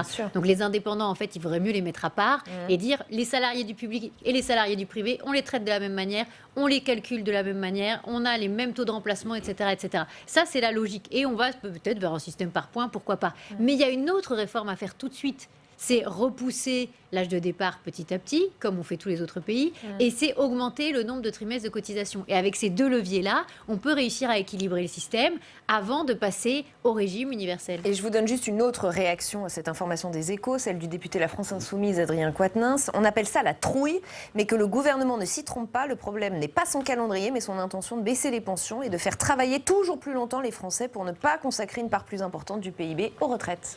On peut prolonger ce qui a été dit, c'est-à-dire qu'en réalité, ils ont la trouille d'une grève reconductible illimitée à RATP avec les autonomes. Ils ont raison d'avoir la trouille. Et pourquoi ? Parce qu'on nous vend finalement un système de retraite universel, mais ils ont déjà négocié en catimini le fait, notamment pour les fonctionnaires de police, après c'est légitime ou pas, qu'ils vont garder une forme de régime spécial, c'est-à-dire qu'ils partiront à 57 ans. Donc si vous appliquiez la réforme de retraite tout de suite, ce serait un régime de retraite universel, modulo les cheminots de la SNCF, modulo la traction de la RATP, modulo les fonctionnaires de police. De sorte que si on applique le système actuel, c'est 1963 le cliquet pour être concerné par la réforme, c'est 1973 dans la police. Donc on est loin du régime universel. La promesse du régime universel équitable, pourquoi pas ? Mais alors, à ce moment-là, il ne faut pas qu'il y ait 10 000 revoyures. En vrai, on l'a vu malheureusement, il y a une dégradation continue de la conflictualité sociale, enfin du climat social, qui est d'ailleurs pas complètement liée aux équilibres du système, mais plutôt à une forme de gouvernance très verticale. Oui, mais ce n'est pas lié seulement à ce gouvernement. Vous êtes d'accord, François Calfon, que la réforme des retraites, ça a toujours été un vrai calvaire c'est la pour première tout fois gouvernement. de ma vie en 30 ans que j'observe la vie... Jacques Chirac avait reculé, vous vous en souvenez, tout le monde recule devant cette réforme des retraites. La vérité, c'est qu'on a un niveau de conflictualité qui a augmenté de 10 en intensité, ou de 100, et un niveau de nombre de gens dans la rue, je ne renvoie pas à la formule de l'ancien Premier ministre François Fillon, qui est peut-être sans rapport. Mais en vrai, c'est pas le cœur. Le cœur de la contestation n'est pas, pour moi, c'est mon analyse, n'est pas la question sociale et n'est pas simplement l'attachement des cheminots ou des chauffeurs de la RATP à leur système spécial de retraite. Le risque majeur, c'est qu'on parte d'un système qui est compliqué, avec une quarantaine de caisses, avec des modes de calcul différents, avec des polypensionnés qui se retrouvent pénalisés dans leurs droits à pension en fin de carrière, et que finalement, tout ce constat-là que tout le monde partage, eh bien, on le balaye du revers de la main, et en disant on va faire un système encore plus compliqué. Parce que les gens du privé, alors eux oui, on va leur dire il faut partir plus tard. Alors eux on va leur dire tout de suite, on les ménage jamais. Il faut y aller, parce qu'on l'a déjà fait, puisqu'on a déjà un âge pivot, depuis 2019, depuis cette année. On a l'impression d'ailleurs que personne ne le sait. Personne ne parle de la réforme Touraine, mais elle a eu lieu. Il y a eu une réforme, il y a eu une réforme Touraine, et puis il y a eu la signature des partenaires sociaux sur l'Agir Carco, qui fait que si on part avant 63 ans dans le secteur privé aujourd'hui, on a un malus. Donc l'âge de 62 ans, il n'existe plus déjà pour ceux qui travaillent. C'est bien de le reconnaître. C'est important rapidement parce qu'on a deux autres thèmes. Quand même, c'est important sur la clause des grands-pères, c'est que en fait, c'est la double peine pour les jeunes, parce que ceux qui auront les carrières les plus fracturées et donc la difficulté, le plus de trimestres exigibles et le plus de difficultés à obtenir les trimestres, c'est les jeunes. Donc, on veut un système universel intergénérationnel. On va accroître en réalité les inégalités. La colère des Français vis-à-vis de leur système de retraite, c'est de penser que quand justement ils cotisent la même chose que leurs voisins, ils n'ont pas les mêmes droits à pension. Et à la fin, on va arriver à une situation qui sera pire. Un peu d'ailleurs comme la réforme de Nicolas Sarkozy sur les régimes spéciaux, c'était assez rigolo. Il avait finalement tellement bien négocié à la fin du côté syndical que ça nous coûte plus cher aujourd'hui que ce que ça nous aurait coûté si on avait gardé le même système avant. Donc attention à l'idée toujours un peu des politiques de cocher des cases en disant ça je l'ai fait Et à la fin, on se rend compte que quand Mais on vous savez ouvre bien la que boîte... son deuxième quinquennat thème. n'est pas fait, il n'y a aucun bilan, c'est Allez, ça son problème. deuxième thème de ce match. La pauvreté qui progresse en France. Selon l'INSEE, son taux s'est établi en 2018 à 14,7% de la population française. C'est une hausse de 0,6 points. Avant de vous faire réagir, je voudrais qu'on recueille la réaction de Yannick Vaugrenard, sénateur socialiste de Loire-Atlantique, auteur d'un rapport sur la pauvreté. Il est en salle des conférences avec vous, Quentin Calmet. Yannick Vaugrenard, vous êtes un sénateur socialiste. Vous avez signé en février 2014 un rapport sur la grande pauvreté. On voulait faire réagir sur cette hausse du taux de pauvreté l'an dernier enregistrée par l'INSEE. Elle est due à quoi, selon vous, cette hausse ? D'abord, c'est un résultat qui est accablant. Elle est due aux premières mesures qui ont été prises à l'occasion du premier gouvernement d'Emmanuel Macron. C'est la faute du gouvernement Édouard Philippe. Concrètement, il y a eu un gel des prestations familiales, sociales et des retraites, et une suppression de l'aide personnalisée au logement. La conséquence, on le voit, c'est une augmentation de la pauvreté, alors que quelques années qui ont précédé, le niveau était étal. Là, on approche des 14 millions, c'est dramatique. Est-ce qu'on peut dire que les mesures qui ont été prises dernièrement dans le projet de loi de financement de la sécurité sociale ou dans d'autres mesures pour voilà, comme ça, répondre au mouvement des Gilets jaunes, ça peut aller dans un meilleur sens ? J'en suis pas persuadé. D'abord, les effets se feront sentir que dans 1 ou 2 ans. Ensuite, ça ne touche pas ce qu'on appelle ceux qui sont en dessous du seuil de pauvreté, c'est-à-dire en dessous de 1 050 € par mois.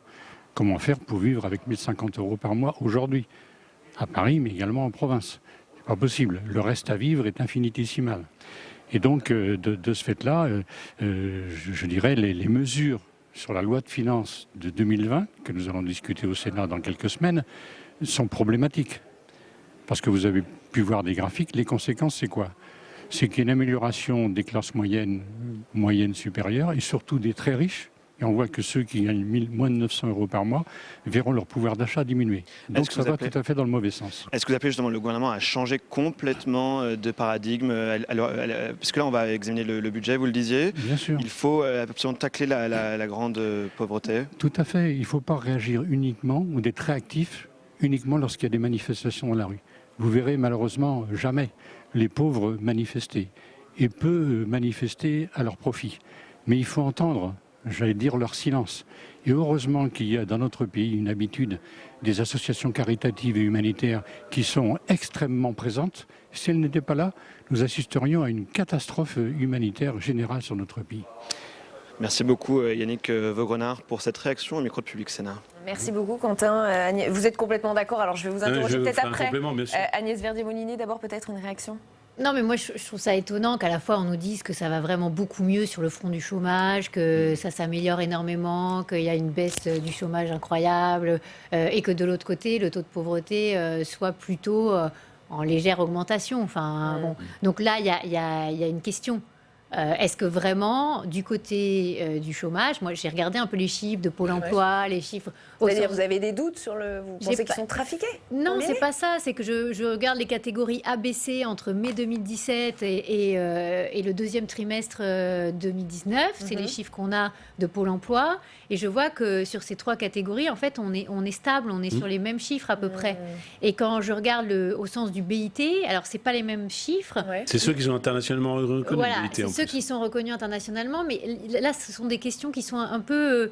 on leur demande, est-ce que vous êtes disponible tout de suite pour prendre un emploi ? Alors, s'ils disent non, alors on dit, non, en fait, ils ne sont pas au chômage. Donc là, il y a une vraie question sur est-ce que ça s'améliore ou pas vraiment sur le front du chômage. Moi, j'ai un léger doute sur le fait que ça s'améliore. Si ça s'améliorait vraiment, on aurait un taux de pauvreté qui baisserait. Après, je note que ce qu'a dit le sénateur est intéressant sur la question des retraites, on vient d'en parler.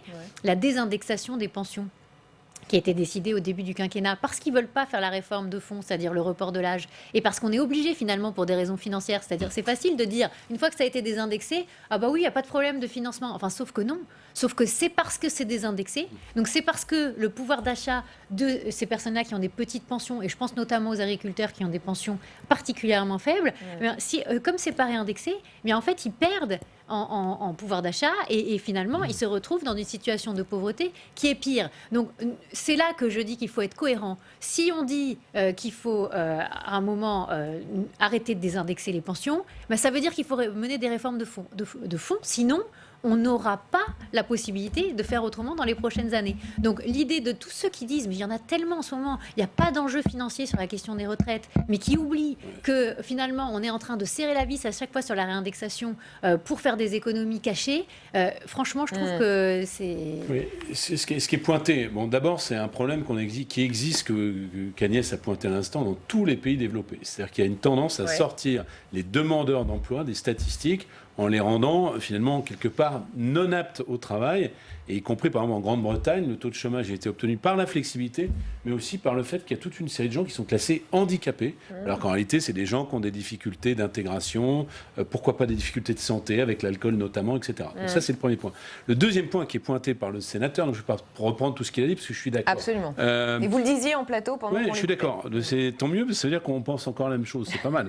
Le deuxième point qui est pointé, c'est qu'en réalité les mesures gilets jaunes qui sont pour les classes moyennes inférieures, classes moyennes supérieures, travailleurs pauvres, et qui ne sont pas des mesures du gouvernement, qui sont des mesures qui ont été arrachées, elles ont été financées discrètement, alors après et avant en fait, par finalement un jeu de vase communicant. Ça a été dit sur le logement social. Vous avez les APL, même 30 ou 40 euros d'écart, vous basculez dans la pauvreté, au sens d'ailleurs, elle a un calcul statistique, mais vous basculez dans la pauvreté. Et je parie même, alors on dit oui les mesures ont un effet long, mais que la réforme de l'assurance chômage, parce que c'est plus d'1,5 million de personnes qui se verront non indemnisées, donc ils vont basculer dans les minima sociaux, c'est un peu technique, l'ASS, l'allocation spécifique. Qui va augmenter pour vous le... Mais forcément, enfin, je veux dire, c'est assez mécanique. Et enfin, je le dis comme je le dis à chaque fois, on ne peut pas considérer la réforme des retraites sans considérer le taux d'emploi des seniors. Il y a la précarité à l'entrée, il y a les sorties d'indemnisation du chômage en général, et il y a le cas spécifique des quinquas qui, contrairement à tous les pays développés, ne retrouvent pas de travail. Donc ça nourrit finalement des réservoirs à pauvreté qui grandissent. Il y a des solutions, je le dis très vite parce qu'on est encore un peu trop pleureuse sur nos plateaux de télévision. Il y a 50 départements, ici on est à la chaîne des territoires, qui expérimentent un revenu de base qui n'est pas le revenu universel tel qu'avait été présenté par Benoît Hamon, mais qui est en gros une activation finalement des dépenses du RSA et l'inversion de la charge de la valeur dans les parcours d'insertion. Ça marche dans 50 départements. Beaucoup de sénateurs sont aussi des conseillers départementaux. Donc les solutions de la pauvreté par la mobilisation de l'aide sociale active qui n'est pas une culpabilisation, ça fonctionne à l'image de territoire zéro chômeur. Il faut quand même rappeler une chose, c'est que l'origine de cette grande pauvreté, c'est avant tout le problème de l'emploi et du chômage. C'est vraiment, faut pas l'oublier. C'est-à-dire que se dire qu'on fait pas assez. Mais attends, on est le pays qui dépense le plus en prestations sociales. On est le pays, un des pays qui a le plus d'aides sociales cumulées, des minima sociaux entre le RSA, l'allocation adulte handicapé. Un système très complexe que veut changer le gouvernement. Justement, je vais juste vous citer Christelle Dubos. Près de 30% des personnes qui peuvent toucher le RSA ne le demandent pas. Ça s'explique par un système d'aide sociale trop compliqué dans lequel les Français ne se retrouvent plus. Par ailleurs, il ne favorise pas assez le retour à l'emploi. Bien sûr, mais ça fait des années, nous, qu'on le dit à la Fondation IFRAP. On a été les premiers à faire la liste avec le tableau de l'ensemble des aides sociales qui existent en France. Ça n'existait pas. Et l'ensemble des aides... Donc de tout réunir, c'est plutôt une bonne idée ? Oui, pourquoi ? Parce qu'on pourra faire une allocation sociale unique, mais l'idée, c'est pas d'atteindre non plus des niveaux très très importants. C'est-à-dire qu'il faut à un moment se dire qu'est-ce qui aussi réincite au retour à l'emploi. C'est-à-dire qu'il y a aussi, et il ne faut pas l'oublier, toute une zone grise de personnes qui, à un moment, ne déclarent pas une partie de leurs activités, parce qu'aussi, on a une fiscalité très importante en France. Donc, il faut à un moment qu'on ait une vision un peu globale. Il y a une personne sur 5 qui déclare souvent, régulièrement, ne pas déclarer un peu de revenus qui ne sont pas déclarés, donc sur lesquels il n'y a pas finalement de statistiques. Ça apparaît pas dans toutes ces statistiques sur la pauvreté. Rapidement, parce qu'on va parler du Brexit. Donc là, il y a un vrai sujet. Il y a 100 milliards d'aides sociales. C'est les fusionner, les plafonner, les rendre imposables, et là, on aura une vraie vision de qui touche quoi et de où on en est. Et d'un mot, là, je vais sortir un tout petit peu des chiffres pour dire que la pauvreté, c'est pas seulement une situation économique. On parle bien de trappe à pauvreté. C'est un monde dans lequel on se désinsère finalement par une perte d'habitude, par une stigmatisation. Et je crois que le choix qui a été fait, alors c'était sous un angle économique, de supprimer les emplois aidés, de supprimer l'effort d'insertion, eh bien ça se retrouve aussi, parce que c'est pas simplement la question à un niveau économique équivalent. Il y a des gens qui sont dans la perspective de l'emploi et d'autres qui n'y sont pas. Est-ce que pour autant ceux qui n'y sont pas sont à pointer du doigt? Je crois au contraire qu'il faut les accompagner. Et je dis là, moi je suis pas contre les mesures uniques, mais il faut lier finalement indemnisation ou revenu d'existence, qu'on appelle le RSA, et travail d'insertion au plus près des territoires. Oui, mais alors là, c'est là que Pôle emploi ne joue pas son rôle. On le sait très bien. On sait qu'il faudrait régionaliser la gestion de Pôle emploi. On sait qu'il faudrait externaliser une partie avec des associations, avec des fondations qui connaissent le terrain, qui connaissent les territoires et qui pourraient 50 départements en France mieux. Qui mettent en œuvre ce que je dis. Donc allons regarder aussi ce qui fonctionne. Ce serait pas mal qu'on mette le spot sur ces gens-là. Oui, mais c'est pas sûr qu'ils accompagnent justement pour le retour à l'emploi. Ils sont beaucoup dans l'idée. Je vous y invite, dans les tas de départements. Oui, mais j'ai vu ce qu'il faut en Gironde. Ils sont beaucoup sur cette idée de finalement dépenser plus d'aide sociale, mais pas forcément d'accompagner au retour à l'emploi. C'est votre vision dogmatique et vous dites des choses intelligentes, mais parfois vous êtes emporté par vos dogmes. Il nous reste 5 minutes pour aborder le revenu universel dont vous parlez, c'est 400 milliards de dépenses, donc c'est infinançable. Vous avez entendu la petite musique, c'est le 3e thème de ce match. Agnès, cet accord trouvé sur le Brexit, encore soumis à validation du Parlement britannique. Ce sera l'objet de notre grand débat dans un instant, évidemment. Mais avec vous, je voudrais aborder ce sujet sous un angle plus économique, évidemment. Le Sénat a publié un rapport sur ce point il y a quelques jours, sous la houlette de Christian Cambon, mais aussi de Jean Bizet. Et avec ou sans accord, la conclusion, c'est que la facture sera très salée des deux côtés. Jean Bizet était sur ce plateau. Il exprimait cette idée il y a quelques jours. C'est fait. Ça coûtera très cher pour tout le monde. D'abord pour la Grande-Bretagne, on parle pratiquement de 57 milliards par an. Pour l'Union européenne, 40 milliards par an. Et pour la France, pratiquement 7,7 milliards par an. Donc, si vous voulez, c'est quand même du perdant-perdant. Bon. Alors, c'est du perdant-perdant ? Oui, sans doute. Enfin, il n'y a aucun doute là-dessus. Mais si vous voulez, c'est comme commenter quelque chose qui est déjà en train de se passer. C'est-à-dire que le Brexit, il va avoir lieu. Donc, il faut presque être dans l'après-Brexit, même si l'annonce du jour... il y a des tambours et des trompettes plus ou moins sincères. Elle va conduire sans doute à un refus du Parlement britannique et sans doute à une dissolution avec une majorité pour conduire enfin ce Brexit qui n'aura pas lieu au 31 octobre. Bon, ça, c'est le film. Mais à l'arrivée... Vous l'avez écrit, en tout cas. Non, je ne l'ai pas écrit. Il n'y a pas la majorité des Irlandais et des travaillistes pour approuver cela. Et Boris Johnson ne fait que contraindre, en acceptant cet accord finalement avec l'Union européenne, contraindre les travaillistes à retourner devant les urnes, ce que la dernière fois, il y a même quelques semaines, ils ont refusé. Voilà la réalité du petit feuilleton du jour, parce qu'on n'y comprend plus rien. Moi-même, j'y comprenais plus rien, mais j'ai essayé de me documenter pour nous-mêmes et nos téléspectateurs. Ensuite, il faut accompagner au mieux ce Brexit, sachant que, si j'ai bien compris, l'accord porte sur une absence de frontières au sein de l'Irlande, de frontières matérielles et physiques, mais plutôt une frontière maritime. Donc ça pose pas de problème pour les produits qui sortiront de l'Irlande, mais je pense que ça pose beaucoup de problèmes techniques pour les produits qui rentreront. Ça, c'est autre chose, parce que ça veut dire qu'il y aura un dédouanement pour une partie de l'Irlande qui, finalement, est dans l'Union européenne et une partie de l'Irlande qui n'y est pas. Je vois pas comment matériellement c'est possible. Ensuite, les chiffres du Sénat, chaque fois, on a des chiffres du Sénat qui sont très impressionnants. Toutes les semaines. Moi, j'ai entendu ce matin des chiffres d'autres instituts de conjoncture qui ne sont pas le rapport parlementaire du Sénat, qui sont moins catastrophistes que ça. Maintenant, il y a un coût... Mais c'est perdant-perdant des deux côtés. C'est perdant-perdant. Et surtout pour la Grande-Bretagne, me semble-t-il. Maintenant, moi, je dis à chaque fois la même chose, c'est que si l'Union européenne, à l'occasion du départ de la Grande-Bretagne, veut se refonder, et elle le doit, puisqu'elle a aussi une menace du côté des PECO, des pays de l'Est, eh bien, il faut en finir avec la concurrence fiscale, établir une convergence fiscale, et peut-être faire rentrer dans le champ européen la question de la convergence sociale également, parce que tout ça est un échec grandeur nature. J'ajoute un petit point d'ambiance, parce qu'on a oublié de dire... Il y a encore 15 ans, on parlait de l'adhésion de la Turquie à l'Union européenne. Donc là, il y a la Grande-Bretagne qui part, et la Turquie est en guerre. Voilà où nous en sommes. Puisqu'on est dans les chiffres, tout de même, juste quelques chiffres sur l'économie britannique depuis le vote du Brexit. La croissance a enregistré une hausse de 1,8% sur un an, premier trimestre 2019. Le taux de chômage est de 3,8%, c'est le niveau le plus faible depuis 1974. Le déficit public s'est élevé à 1,5% du PIB après 1,8% en 2017. Et la dette publique était de 86,8% fin 2018 contre 87,1% fin 2017. Donc pour l'instant, en tout cas, l'éloignement de l'Europe ne semble pas il faut pas affaiblir oublier, la Grande-Bretagne. Il ne faut pas oublier une chose, c'est qu'on n'était déjà pas dans la même zone monétaire. Hein. Ça, c'est vrai. Donc, faut arrêter aussi de se faire peur. Donc le Brexit va faire du mal aux deux pays, à l'Europe. Ce que je veux dire, c'est que on n'était pas totalement intégrés non plus dans la même zone. Les Britanniques, ils ont toujours joué un peu cavalier seul en Europe depuis le début. Alors, moi, je trouve ça super s'il y a vraiment un accord, et j'espère vraiment. Pourquoi ? Parce que le rapport Bizet, il est intéressant parce qu'il chiffre les 7,7 milliards pour la France en cas de non-accord. Il faut vraiment le rappeler. Donc, je pense que avec cet accord, et si on reprend un autre rapport de Albéric de Montgolfier, le rapporteur du budget au Sénat, qui a vraiment documenté aussi un rapport sur l'idée de comment ça pouvait bien se passer, parce que ça peut aussi bien se passer.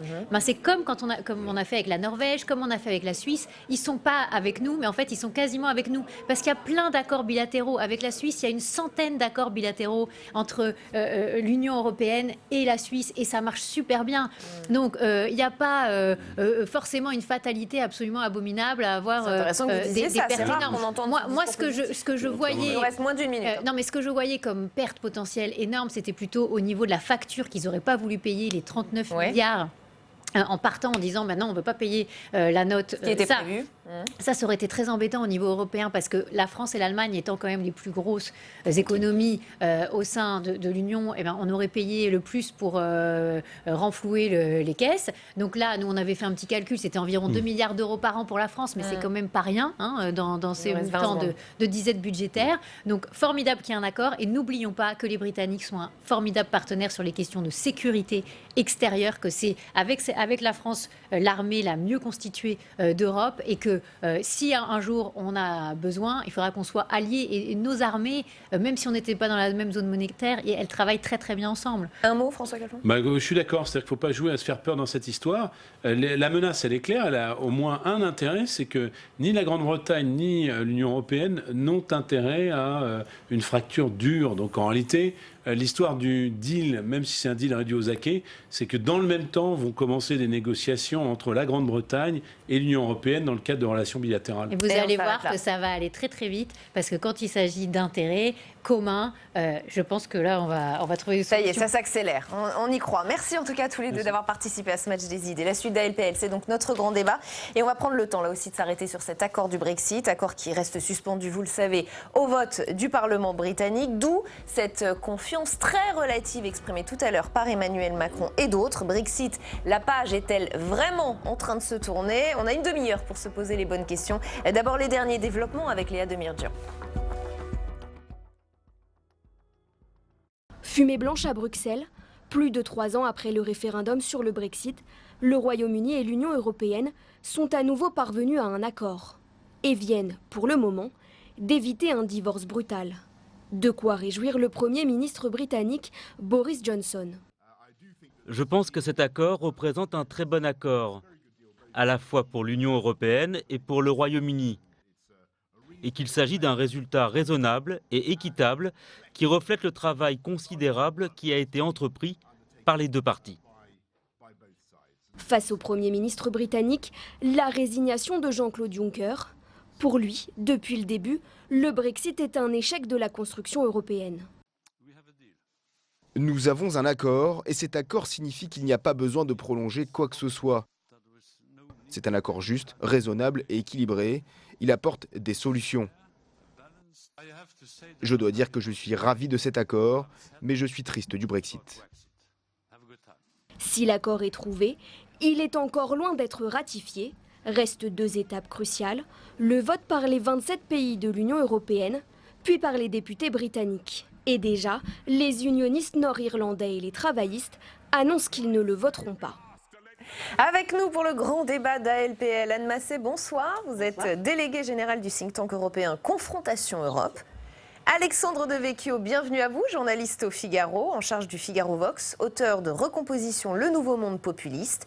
Sylvain Kahn, bienvenue, merci à vous aussi d'être ici, géographe, historien, professeur à Sciences Po, co-auteur de ce livre, Les pays des Européens. Et Alexia Germont, le pays des Européens, pardon. Il n'y en a qu'un en fait. Oui, vous avez raison. En plus, le sens est important. Alexia Germont, présidente fondatrice du think tank France Audacieuse et auteur de Réveillons notre Europe. Je ne me trompe pas. Non. Réveillons notre Europe, c'est bien ça, merci. à tous les quatre d'être ici. On a entendu beaucoup de réactions aujourd'hui. On sent que voilà, c'est l'actualité du jour et notamment la réaction d'Emmanuel Macron qui nous dit être raisonnablement confiant sur une ratification au Parlement britannique. Sylvain Kahn a-t-il raison d'être raisonnablement confiant, Emmanuel Macron? Disons, c'est un peu un commentaire de Normand, comme le dit l'expression. Hein. Ouais. Parce que raisonnablement confiant, on ne sait pas trop ce que ça veut dire. Ça veut dire est-ce qu'il est confiant ou est-ce qu'il est raisonnable? Il pourrait être tout aussi bien raisonnablement méfiant, parce que comme ça vient d'être rappelé par votre journaliste, effectivement, disons, en fait c'est une histoire qu'on connaît déjà, parce que pour l'instant tout ce qui se passe est une espèce de répétition de ce qui s'est déjà passé avec Madame May. Donc il y a finalement un nouvel accord entre le chef du gouvernement britannique et l'Union européenne via la Commission européenne. Et maintenant, on attend la ratification du Parlement britannique. Et il y a déjà beaucoup de membres de la Chambre des communes qui ont indiqué que dans l'état actuel, ça ne leur convenait pas encore assez pour le ratifier. Donc c'est un scénario qu'on connaît déjà, sauf que c'était peut-être plus difficile de convaincre Boris Johnson, non, Alexia Germont? De toute façon, c'est l'intérêt bien compris des deux parties. C'est pour ça qu'il y a une accélération du calendrier avec une date butoir qu'on voyait venir tel le mur. Et dans tous les cas, en tout cas pour Boris Johnson, c'est une façon intelligente quand même d'avancer ses pions. Parce que si on imagine qu'il est sur un coup de billard à deux temps, ce qui se passe à ce moment-là, c'est que effectivement, normalement, samedi, ça sera rejeté par le Parlement européen, puisque de toute façon Britannique. Pardon, par le Parlement britannique, merci. Par le Parlement britannique, ça c'est le premier point. Mais entre-temps, il faut quand même avoir en tête qu'il y a eu la loi anti-no deal qui est passée au Parlement. Donc ça veut dire que s'il est vraiment dans un jeu à deux temps, il imagine pouvoir avoir des élections anticipées, changer à ce moment-là, récupérer une majorité, parce que là, c'est difficile d'être Premier ministre sans majorité. Et vis-à-vis des siens, il sera de toute façon apparu comme celui qui aura réussi à faire bouger un tant soit peu l'Union européenne, là où Theresa May n'avait pas réussi à faire bouger à 3 reprises. Donc, globalement, on n'est certainement pas, en tout cas, c'est là où je vous rejoins, sur la fin de l'histoire immédiate. Je pense qu'on est peut-être au dernier chapitre avant un épilogue. Parce que globalement, il y a quand même des réactions très positives. Alors, est-ce que c'est du bluff? Vous allez me le dire. Anne Massey, le chef de la diplomatie irlandaise, qui souligne un grand pas, même s'il appelle à la prudence. L'europhobe, Nigel Farage, alors lui, il nous dit le nouvel accord n'est pas un Brexit. Voilà les réactions du jour. Et Boris Johnson qui lui annonce un excellent nouvel accord. Alors, on est perdu? Alors, déjà, je voulais mentionner simplement que je ne suis plus déléguée générale de Confondation. D'accord. C'est tout récent. Ok, très bien. Ceci dit, il me semble, moi, que ce qu'il faut qu'on note, c'est qu'on avait déjà un accord il y a 1 an. Négocié entre les négociateurs côté européen et Theresa May qui a été rejeté 3 fois par la Chambre des communes britannique. Là, on en négocie un nouveau. Donc on ne peut pas du tout reprocher à l'Union européenne de ne pas faire son maximum pour respecter le vote des citoyens britanniques à travers le référendum de l'Union européenne. Donc on a accepté, parce qu'un hard Brexit serait terrible pour tout le monde, plus pour les Britanniques que pour nous, mais donc on a accepté d'aller encore un petit peu plus loin et de rouvrir. Vous voulez dire qu'il y a de l'effort, il y a de fait côté européen? Absolument considérable, avec des Européens 27 unis derrière le négociateur en chef Michel Barnier, et donc qui ont mis beaucoup d'eux-mêmes. Et beaucoup d'énergie, éviter justement cette frontière dure, potentiellement, un rétablissement, tout en préservant entre les deux Irlandes, celle du Nord qui appartient au Royaume-Uni et qui entend le rester, et celle, la République d'Irlande, qui entend rester dans l'Union européenne. Parce qu'il faut rappeler que les deux, Royaume-Uni et Irlande, étaient entrés en même temps dans l'Union européenne, en 1973. Donc la question de la frontière, se posait plus. Je crois qu'en réalité, pour l'instant, le grand vainqueur, c'est effectivement Boris Johnson. Bon, d'abord, on avait expliqué que c'était un incapable, et il arrive à trouver un accord, et je pense qu'il a réussi à trouver un accord parce qu'il a joué le rapport de force avec l'Union européenne et qu'il a bien montré qu'il était déterminé à aller jusqu'au hard Brexit s'il le fallait, ce qui explique que l'Union européenne s'est effectivement montrée plus souple qu'elle ne l'était. Donc s'il arrive à faire voter cet accord au Parlement, il sera l'homme qui aura réussi. Mais il peut y arriver selon vous? Parce que tout le monde a l'air de dire que c'est pas ça peut possible, être compliqué, mais effectivement, s'il n'y arrive pas, il aura montré sa bonne volonté, son volontarisme. Il sait qu'il y a une majorité de Britanniques qui veulent sortir et sera le grand favori des élections anticipées. Donc je crois que Boris Johnson, on l'avait enterré un peu trop tôt et que pour l'instant, il sort vainqueur et qui montre aussi que quand on fait de la politique, eh bien, on arrive à gagner des marges de manœuvre, que l'histoire n'était pas écrite d'avance et que voilà, on nous présentait le traité, le premier accord comme le seul accord possible. L'Union européenne a été obligée de reculer et de faire des concessions qui, pour le coup, sont quand même réelles. Je ne pense pas du tout qu'elle a reculé, parce qu'on est resté très ferme sur nos principes. Intégrité du marché intérieur. Les Britanniques voulaient le beurre, l'argent du beurre, le sourire de la crémaillère. Ça, c'est quelque chose, on refuse de laisser détricoter l'Union. Et deuxième aspect, on ne s'est pas gagné samedi, mais deuxième aspect, on a négocié aussi sur la déclaration politique, donc qui est distincte de l'accord de divorce, donc qui va déterminer les relations futures. Eh bien, on a renforcé un engagement qu'on n'avait pas encore jusqu'à présent et que les hard Brexiters tout ça a été fait de level sous playing Boris field, Johnson. c'est-à-dire un socle fondamental où on refuse le dumping fiscal, social, environnemental, et ça, on l'a obtenu et c'est. Mais effectivement, sous l'ère Johnson, et je viens vers vous dans un instant, Alexia Germont. Alors là où aucune des deux parties finalement ne perd la face, et c'est ça qui est bien dans une négociation en bout de course, c'est que l'Union européenne a quand même réussi, là où je vous rejoins, le maintien du marché unique, c'était très important. 2, on a été capable au niveau de l'Union d'être vraiment unis derrière la République d'Irlande, et il y a eu une unité qui n'a jamais failli depuis le début dans ce dossier où c'était pas gagné d'avance. Et dans le contexte actuel, c'est quand même une bonne chose d'arriver à montrer que il n'y a d'aucune façon possible, on ne se désolidarise d'un autre État membre. Et je rajouterai un troisième point qui me paraît très important. Si on compare les deux déclarations politiques qui ont été faites là, on voit bien que pour la première fois, on parle aussi en se projetant pour l'avenir, en parlant de traité de libre-échange. Alors tout le monde l'avait en tête, bien sûr, mais dans la première déclaration, ça n'était pas expressément mentionné. Ça, je pense que c'est une piste aussi. Il y a l'accord de divorce, il y a la période transitoire, dont on sait probablement qu'elle sera repoussée pour 2 ans, donc on va jusqu'au 31 décembre 2022, a priori, enfin 2020 plus 2, donc 2022, et on arrivera à ce moment-là certainement à négocier un accord avec un pays tiers. Sylvain Kahn.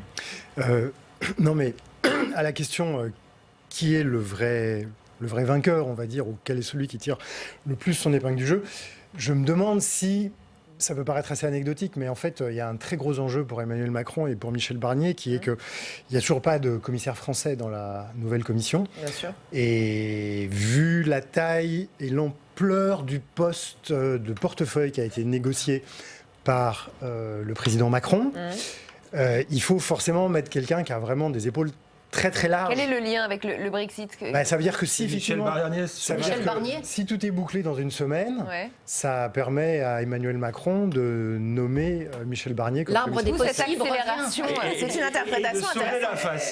C'est une interprétation intéressante. En tous les cas, bon, oui, enfin une interprétation. Je ne sais pas si on peut aller jusqu'à penser que c'est la motivation qui fait que tout est en train éventuellement de se dénouer. Ça, c'est un peu audacieux peut-être. Je pense que les parlementaires britanniques s'en foutent un peu en réalité. Oui, c'est pour ça. Mais si jamais ça devait effectivement se réaliser d'ici le 31 octobre, il est clair que objectivement, ça serait pratique pour Emmanuel Macron. Alors, Michel Barnier. Satisfaction mais prudence, voilà en gros la tonalité des réactions ce soir. Qu'en pense Jean Bizet, sénateur de la Manche, président de la Commission des Affaires européennes? Il est à votre micro, Quentin Calmet, en salle des conférences au Sénat. Jean Bizet, vous êtes président de la Commission des Affaires européennes au Sénat. We have one, fumée blanche, annoncée par Jean-Claude Juncker sur un accord avec la Grande-Bretagne sur une sortie de l'Union européenne. Est-ce que vous êtes, prudent ou est-ce que vous vous réjouissez de cet accord? On en a eu d'autres, des accords signés. Est-ce que ça va bien se passer cette fois-ci? Il faut être extrêmement prudent parce que, si vous voulez, cet accord, il comporte 2 volets. Le premier, c'est le fameux volet du backstop, c'est-à-dire la frontière, qui ne sera pas une frontière physique pour éviter la résurgence de troubles entre l'Ulster et la République d'Irlande. Et l'autre volet qu'on a tendance à oublier en se focalisant sur le premier, à savoir la déclaration politique c'est-à-dire les modalités, je dirais, de comportement ensuite de la Grande-Bretagne dans l'accord futur. Et là, nos amis britanniques et les Brexiteurs en l'occurrence ont choisi précisément de faire du dumping fiscal, social ou environnemental, pour être plus agressifs, plus agiles sur les marchés internationaux. Donc, à l'époque, avec Theresa May, il y avait un accord, ce qu'on appelle de level playing field, c'est-à-dire un modus vivendi d'un comportement homogène où les règles, les normes devaient être les mêmes. Là, à mon avis, il faut être extrêmement prudent.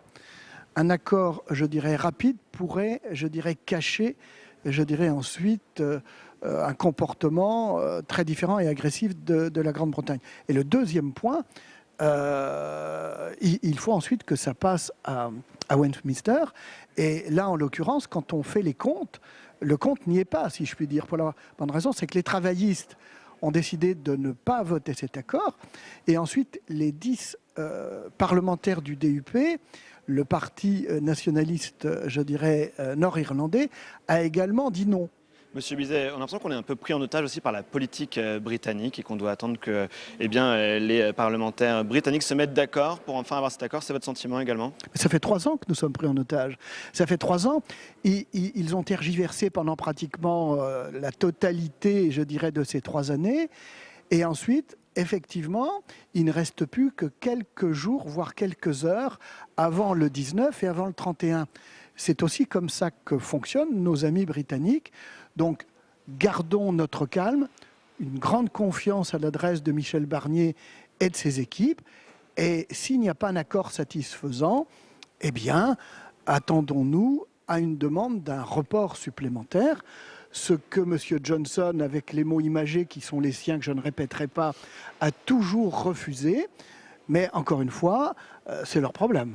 Merci beaucoup Jean Bizet. Je le rappelle, vous êtes chargé d'une mission de suivi de ce qui va se passer maintenant par le président du Sénat, Gérard Larcher. Merci.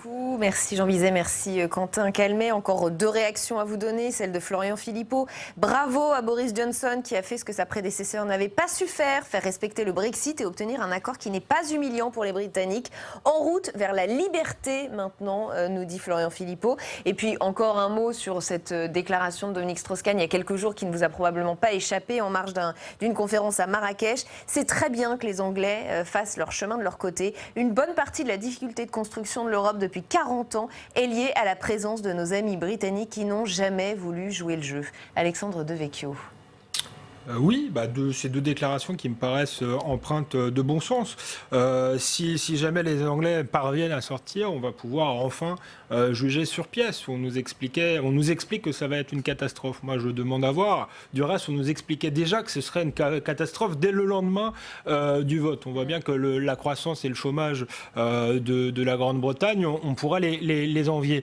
Donc, voyons, laissez-les exercer leur liberté, leur souveraineté. Je rappelle que ça fait 3 ans quand même que le peuple britannique a voté, donc il y a une question de démocratie dans tout cela, et on verra, on jugera les résultats sur pièce. C'est ça aussi la démocratie et la politique, c'est pouvoir à un moment donné changer de politique. La voix du peuple a été respectée, et puis bon débarras, comme le dit Dominique Strauss-Kahn, quoi. Bon débarras, moi je souhaite le meilleur aux Britanniques. Je pense que de toute manière ils font partie de l'Europe. L'Union européenne n'est pas l'Europe. L'Europe existait avant l'Union européenne. Elle existera sans doute après, et évidemment que ça reste un pays européen, un pays allié dont on peut souhaiter la réussite. Anne Massé ? Oui, non, moi je pense qu'il faut rétablir quand même des faits qui sont que s'ils ne sont pas encore sortis, si le Brexit n'a pas eu lieu, c'est absolument pas la faute des Européens qui ont mis tout en œuvre pour ça. On a bien compris. Mais vous dites que l'Europe a bien joué le jeu. On a compris. Donc tous les discours qui disent c'est une prison des peuples, l'Union n'acceptera jamais qu'un peuple sorte, ça ne tient pas la route du tout. Absolument pas. Deuxième élément, les Britanniques sont un peuple ami. On est extrêmement interdépendants. Et donc, on a intérêt, et je pense que ce sera le cas, à nouer, dans le cadre d'un accord de libre-échange s'ils le souhaitent, plus davantage s'ils le souhaitent également, des relations extrêmement constructives.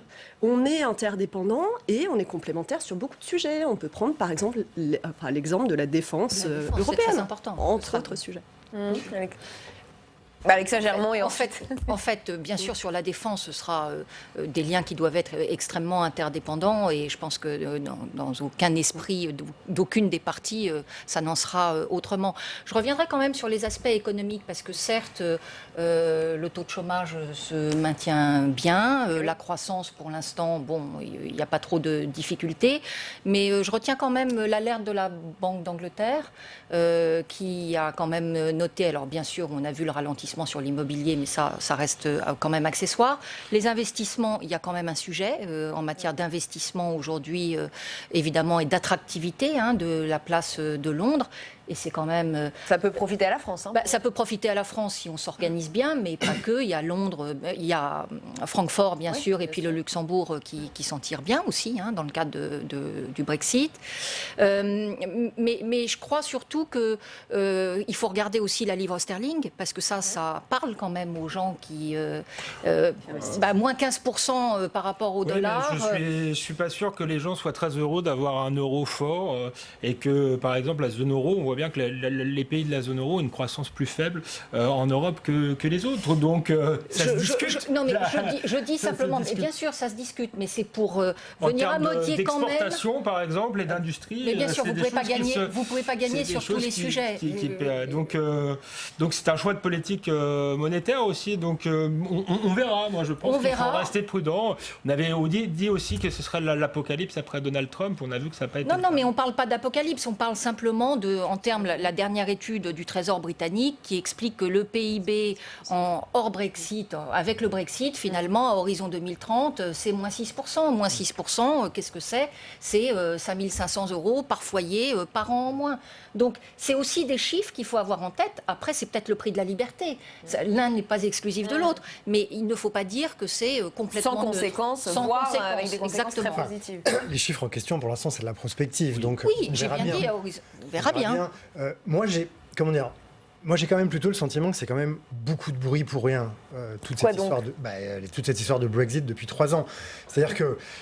Vous voulez dire qu'on traite ce sujet depuis 3 ans et que ça ne sert à rien. Non, vous faites mal là. Non, je pense que c'est très très légitime qu'on le traite parce que justement, le fait qu'on le traite avec autant de passion et autant d'intérêt montre à quel point le Royaume-Uni est dans l'Europe, à quel point on se sent concerné par ce qui arrive dans l'Union européenne et à quel point finalement il y a une vie politique de l'UE. Si vous voulez, on parle autant du Brexit dans tous les pays d'Europe qu'on peut parler, je ne sais pas moi, du débat parlementaire qui vient d'avoir lieu en France sur la bioéthique, par exemple. Vous voyez, donc ça prouve effectivement que l'Europe est déjà un pays. Qu'on est européen, quoi. Oui, on se sent européen. Mais je dis beaucoup de bruit pour rien dans le sens où finalement, le Royaume-Uni a toujours été... depuis 1945, dans une situation un peu singulière, pour ne pas dire un peu particulière, d'accord ? Il faut quand même bien se rappeler que de 1945 à 1965, les Européens, les 6 en l'occurrence, voulaient absolument que le Royaume-Uni soit dedans, et c'est le Royaume-Uni qui ne voulait pas. Mais c'est quand même ça l'histoire. Bon, puis finalement, le Royaume-Uni, pour des raisons... qui tenait à sa propre conception, qu'il avait lui-même de son propre intérêt national, a fini par rentrer. D'accord ? Et depuis qu'il est rentré, il n'a cessé de demander des dérogations. Donc on peut résumer ça d'une formule qui est le Royaume-Uni finalement a accepté de rentrer parce qu'on voulait qu'il rentre, et il a toujours eu, en ayant un pied dedans, un pied dehors. Aujourd'hui, déçu, eh bien il en est sorti. Oui, mais attention, s'il y a bien un accord, parce que s'il y a un no deal, effectivement, là, ça change un peu la donne. Mais apparemment, on va vers une sortie avec un accord. Oui. À ce moment-là, qu'est-ce qui va se passer ? Le Royaume-Uni va avoir un pied dehors en gardant un pied dedans. Donc, fondamentalement... Ça ne changera pas grand-chose, vous voulez dire ? Ça ne changera pas... Plus vraiment un pied dedans, quand même. Pas sûr. Si, je suis désolé. Je veux dire, c'est comme si on disait aujourd'hui que la Norvège ou que la Suisse n'avaient rien à voir avec l'Union européenne, ce qui n'est pas le cas. Et notamment si on parle d'interdépendance, si on parle d'interdépendance économique... de partenariat, ou finalement ça reviendra à la main. C'est beaucoup plus que du partenariat. Je veux dire, si le Royaume-Uni reste d'une manière ou d'une autre dans une union douanière avec l'Union européenne... C'est pas ce qu'il propose là. C'est pas ce qu'il propose. Plus ou moins. Non, vraiment, parce qu'il faut vraiment sérieux et distinguer. Plus ou moins. Il me semble que c'est important pour qu'on comprenne. C'est-à-dire, si c'est un accord de libre-échange, ça ressemble avec ce qu'on a avec le Canada. Donc c'est pas la même chose. Si c'est union douanière ou si c'est l'espace économique européen, la Norvège ou l'accord qu'on a avec la Suisse, c'est beaucoup plus imbriqué. Et si c'est l'espace économique européen, ils sont dans l'union douanière, sauf qu'ils n'ont pas voix au chapitre. Donc et ils contribuent au budget européen. Mais c'est quand même dans l'accord. C'est quand même dans la déclaration politique. Aujourd'hui, certes, on ne sait pas, mais il y a quand même une piste qui a été donnée quand on parle de traité de libre-échange. Moi, j'écarterais pas tout de même la possibilité d'un no deal, puisque on l'a dit, si cet accord n'est pas voté, on va tout droit vers de nouvelles élections. Et je pense que Boris Johnson n'est pas hostile à ce qu'on appelle un hard Brexit. Après, moi, je pense que les conséquences économiques seront neutres, peut-être positives pour la Grande-Bretagne, là où l'Union européenne est très embêtée, c'est que c'est sur le plan symbolique, c'est un tremblement de terre. C'était une nouvelle organisation de l'Europe qui se met en place, et il n'y a pas seulement la Grande-Bretagne est là-dedans. On voit bien qu'on est en train de changer de paradigme par rapport au paradigme qui était celui de 1989, il y a tout juste 30 ans, où c'était l'idée de la mondialisation heureuse, de la technocratie et du marché qui allait gouverner, d'un monde sans frontières. Et l'Europe était le laboratoire avancé de ce monde-là. Et on voit bien que ce monde-là est en train de disparaître ou de changer. Il y a Trump aux États-Unis, il y a la démocratie libérale en Europe de l'Est, il y a ce qui s'est passé il n'y a pas longtemps en Italie. Vous élargissez, vous mettez en perspective, c'est exactement ce que je voudrais faire maintenant avec vous. Moi, je ne suis pas d'accord sur cette interprétation-là de 89. Est-ce qu'on peut le faire dans une seconde, juste le temps de regarder une archive? Je voudrais qu'on revienne sur les 3 ans qui se sont écoulés depuis le vote du Brexit. C'était le 23 juin 2016. Au départ, les sondages montrent une tendance au Remain, mais le 24, vers 8h30, après avoir bien recompté les voix, c'est la douche froide pour une bonne partie de la classe politique britannique et pour toute l'Europe. David Cameron annonce la victoire du Leave et, dans la foulée, sa démission. Souvenez-vous. Je ferai tout ce que je peux comme Premier ministre pour gouverner le navire ces prochaines semaines et ces prochains mois. Mais je ne crois pas qu'il serait bon pour moi que je sois le capitaine qui dirige le pays vers sa prochaine destination. Ce n'est pas une décision que j'ai prise à la légère, mais je pense qu'il est dans l'intérêt national de connaître une période de stabilité, puis la gouvernance nécessaire. Sylvain Canon, qu'est-ce que ça vous fait de revoir cette archive de ces 3 années qui se sont écoulées? Et du coup, pour rebondir sur ce que disait Alexandre Devecchio, est-ce que c'est une leçon quand même pour l'Europe? Je vais vous dire, moi, ce que ça me fait. Ce que ça me fait, c'est que ça me rappelle que David Cameron avait quand même négocié avec l'Union européenne et la Commission européenne, avec l'ensemble de ses 27 partenaires, un accord, des dérogations supplémentaires, puisque c'est quand même l'histoire du Royaume-Uni dans l'UE, c'est tous les 5 ans des dérogations supplémentaires, qui étaient proprement, de mon point de vue, extrêmement inquiétantes. C'est-à-dire que Cameron avait quand même négocié en jouant sur le chantage au Brexit, d'accord ? Il avait obtenu que le Royaume-Uni, s'il restait dans l'UE, puisse déroger à la liberté de circulation. Oui, il a joué avec le feu. Non, non, mais c'est-à-dire qu'à la limite, il me semble que c'est beaucoup plus clair et que le coût d'un Brexit, le coût au sens large, y compris symbolique, culturel et politique, est bien moindre pour la construction européenne et pour les Européens que le coût qu'aurait été celui d'un Royaume-Uni restant dans l'UE avec les dérogations qui avaient été à l'époque accordées. Parce que là, pour le coup, c'était pas des dérogations par rapport à des choses supplémentaires. Ça aurait fait moins de bruit, parce que là, pour le coup, l'Europe en prend un. Mais ça, on ne sait pas. Non, je ne crois pas que ça aurait fait moins de bruit, parce que c'était vraiment du poison lent ou une bombe à retardement. Ça veut dire que, pour la première fois, on acceptait, dans le cadre de l'Union européenne, de décorner le traité de Rome, ce qui n'avait jamais été fait, et de considérer qu'on pouvait introduire une discrimination dans un État membre entre des citoyens, entre des ressortissants européens et des ressortissants nationaux. Je veux dire, ça ressemblait comme 2 gouttes d'eau au programme soit de Nigel Farage, soit du Rassemblement national, soit du FPÖ autrichien. Et ça aurait été validé par un traité. Oui. Au-delà de cette explication, moi j'en retiens une leçon symbolique politique. Je crois que l'ensemble des citoyens européens que nous sommes, on a aussi vu ce que c'est que lorsqu'un politique joue et perd. Parce que, pour des raisons purement électoralistes, finalement, on s'est retrouvé avec ce référendum qui a été perdu alors qu'il pensait le gagner. Et on se retrouve à un moment où vraiment l'Europe était à la croisée des chemins en termes géopolitiques, sur plein de sujets en même temps, sur plein de fronts en même temps. Si on avait pu éviter d'ouvrir le front du Brexit, je pense qu'on s'en serait tous mieux portés. Donc voilà, on se retrouve là quand même avec... je crois que ça ça n'a pas fait du bien. Quand même. Oui, ça n'a pas fait du bien parce que d'un autre côté, là je vous rejoins, le peuple britannique a voté et c'est très compliqué aussi de purement et simplement faire comme s'il ne s'était pas exprimé. Oui, mais en démocratie, il arrive que les peuples votent. Le référendum, par exemple, en France, est constitutionnel.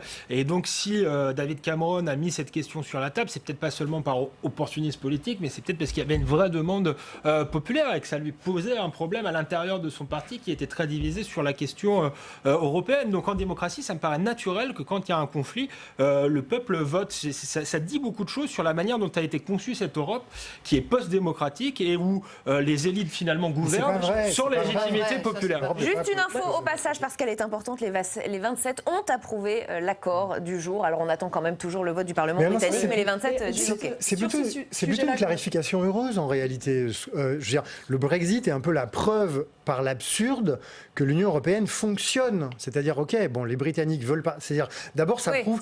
Ils veulent en sortir quand même parce que ça marche pas bien pour eux. Non, mais ils ont été capables ça prouve que l'Union européenne, effectivement, ça a été dit, n'est pas une prison des peuples. Et franchement, dans l'histoire des empires, d'accord, des empires au sens large du mot, c'est-à-dire que, je sais pas, on peut prendre la guerre de sécession, on peut prendre l'éclatement de l'URSS, on peut prendre l'éclatement de la Yougoslavie. En général... Moi, je serais curieuse de faire un référendum un peu partout dans plusieurs pays européens. Je suis pas sûre que les peuples européens diraient... Justement, maintenant, si, depuis le Brexit, ça a peut-être vacciné tout le monde. Si vous voulez bien, j'en tire deux leçons. La première, c'est que on dit démocratie directe. Mais référendum, oui, non. Dans les faits, on vote comment ? On vote contre celui qui pose la question. Et autant le vote du oui, ce que ça signifiait rester dans l'Union était très clair, autant le vote du non, on voit bien que finalement, ils n'arrivent pas à se mettre d'accord. Ils n'en avaient pas contre l'Europe, les parlementaires n'arrivent pas à se mettre d'accord. Et attendez, les dernières élections européennes ont été très nettes. On nous a aussi expliqué, quand même, fake news incroyable, que les Britanniques regrettaient leur vote et qu'il y avait un nouveau référendum. Il n'y a tout simplement pas de nouveau référendum parce qu'il serait de nouveau perdu. Il faut arrêter d'opposer. Moi, ce que ça a montré, c'est quoi ? C'est une forte polarisation dans toutes nos sociétés. C'est le cas en France, c'est le cas dans tous les pays européens, au Royaume-Uni et aux États-Unis. On a quoi ? On a deux parties de la population. Une partie qui sont très intégrées, qui ont le sentiment de bénéficier de la mondialisation, qui se sentent, voilà. Et une autre partie qui, justement, ne trouve pas son compte. Et ça, c'est une leçon considérable que je crois l'Europe est en train de tirer positivement avec un projet d'orientation politique de réindustrialisation. On est 3 ans après le Brexit. De réconciliation. Le Brexit a été une bonne chose de ce point de vue. Il nous reste 30 secondes. En Pologne ou en Hongrie, d'accord, je veux dire, où il y a une grande majorité de gens qui votent pour des partis souverainistes, et en même temps, ni les partis en question, ni leurs électeurs ne veulent sortir de l'Europe. Et on s'arrêtera sur cette belle information et positive. Merci.